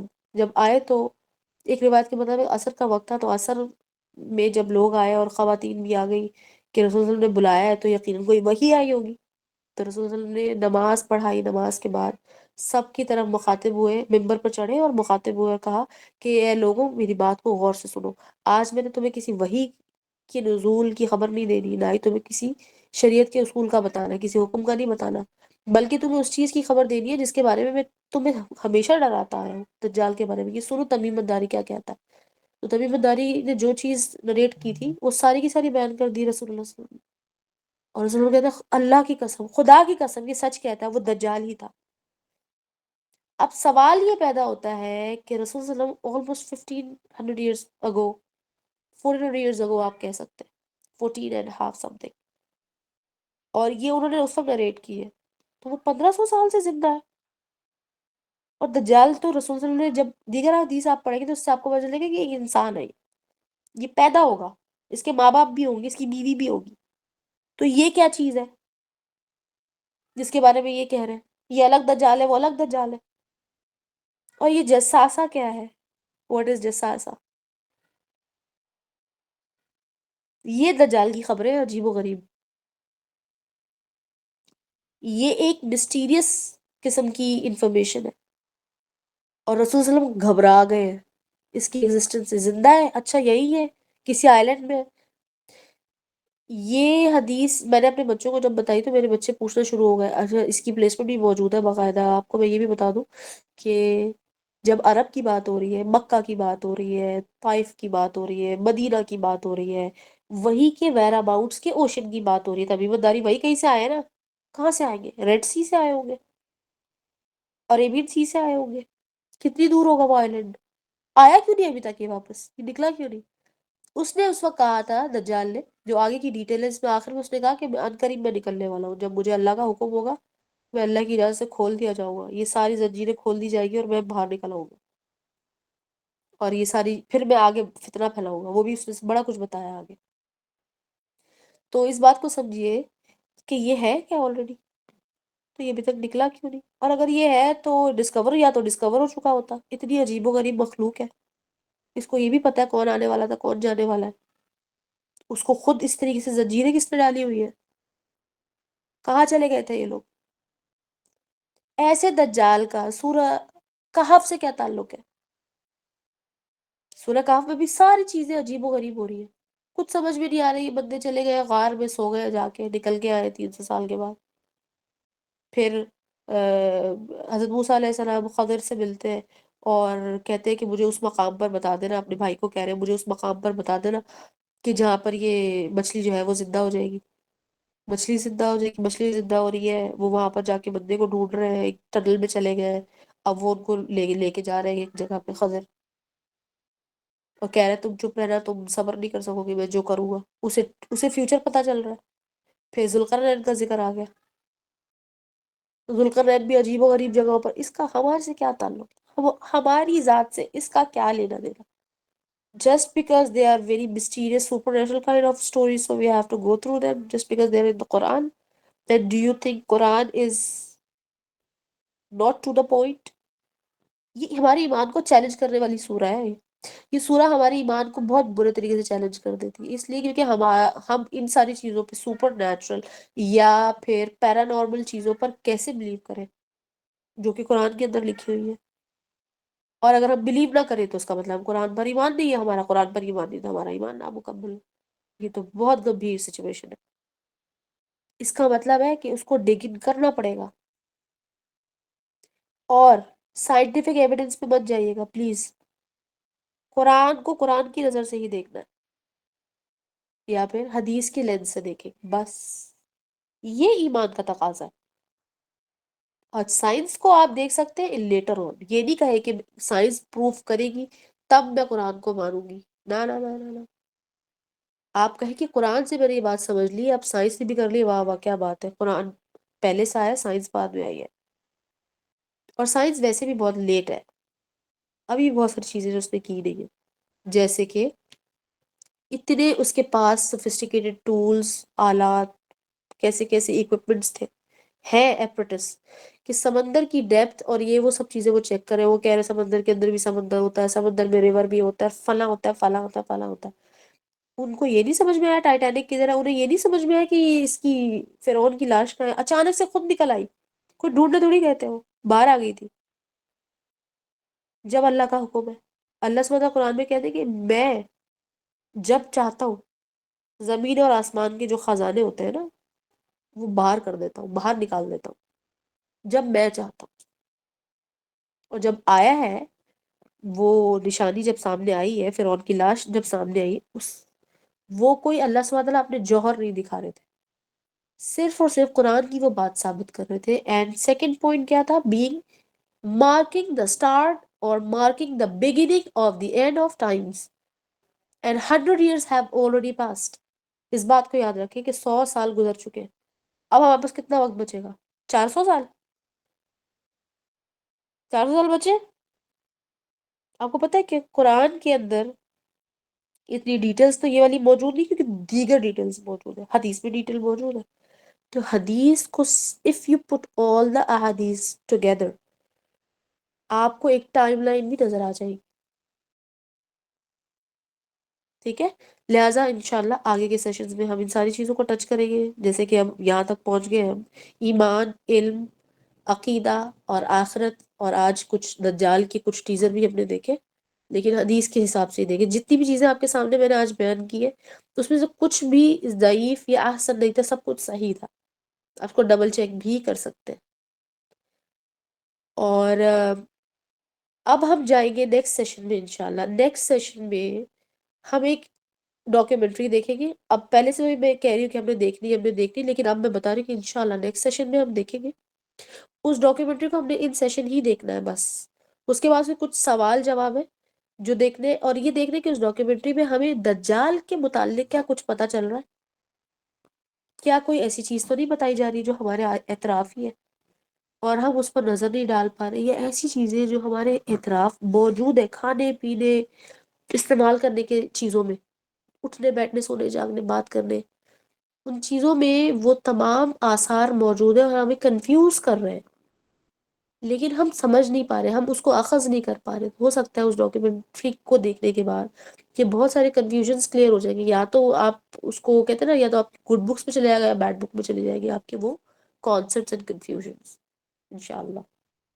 تو ہم ان سیشن ہی اس کو دیکھیں گے، جتنی بھی دیکھ سکیں گے ایک میں، اور نہیں تو پھر اس کو اگلے سیشن میں دیکھیں گے. بہت لمبی ڈاکیومنٹری نہیں ہے لیکن it's a very very meaningful documentary. اچھا، یہاں پر دعا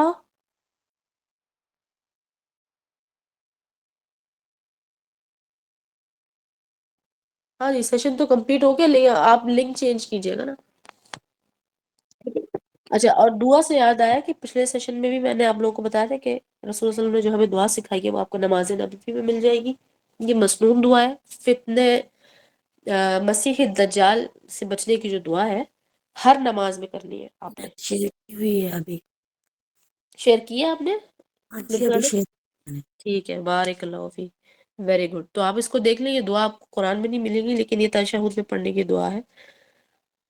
خاص طور پر حضرت عائشہ نے روایت کی ہے اور رسول اللہ صلی اللہ علیہ وسلم پڑھا کرتے تھے، مانگا کرتے تھے اس دعا کو. آپ نے بھی مانگنا ہے. یہ جو ہے کیونکہ یہ لاسٹ دور ہے لہٰذا یہ کرنا ہی کرنا ہے، اس کو آپ نے نہیں چھوڑنا. کوئی نماز ایسی نہ جائے جس میں آپ یہ دعا نہ کریں. اور دیگر دعائیں بھی آپ کر سکتے ہیں، اس کو ضرور کرنا ہے. اوکے. ہم نے قرآن کا بھی کچھ حصہ دیکھا ہے اللہ کے فضل سے، اور آگے بھی انشاءاللہ دیکھیں گے. جیسے کہ سورۃ الواقعہ جو کہ مشہور سورہ ہے، سورۃ الواقعہ، سورۃ القیامہ، جس کے اندر کہ اللہ سبحانہ تعالیٰ نے قیامت کا پوری منظر کشی کی ہے. اور احادیث کے اندر بھی، اور احادیث کو شروع کرنے سے پہلے ہی میں نے کچھ آپ کے سامنے آیات رکھی تھی. پھر آگے آپ کے سورۃ تغابن کی ایک آیت رکھی ہے، فتنہ، جس کے اندر ڈسکس کیا جا رہا ہے. تو اللہ سبحانہ تعالیٰ سے امید ہے کہ اللہ سبحانہ تعالیٰ ہمیں غافلوں میں سے نہ بنائے. اللهم لا تجعلنا من الغافلين. بارك الله لي ولكم في القرآن العظيم ونفعني وإياكم بالآيات وذكر الحكيم. سبحانك اللهم وبحمدك نشهد أن لا إله إلا أنت نستغفرك ونتوب إليك. السلام عليكم ورحمة الله وبركاته.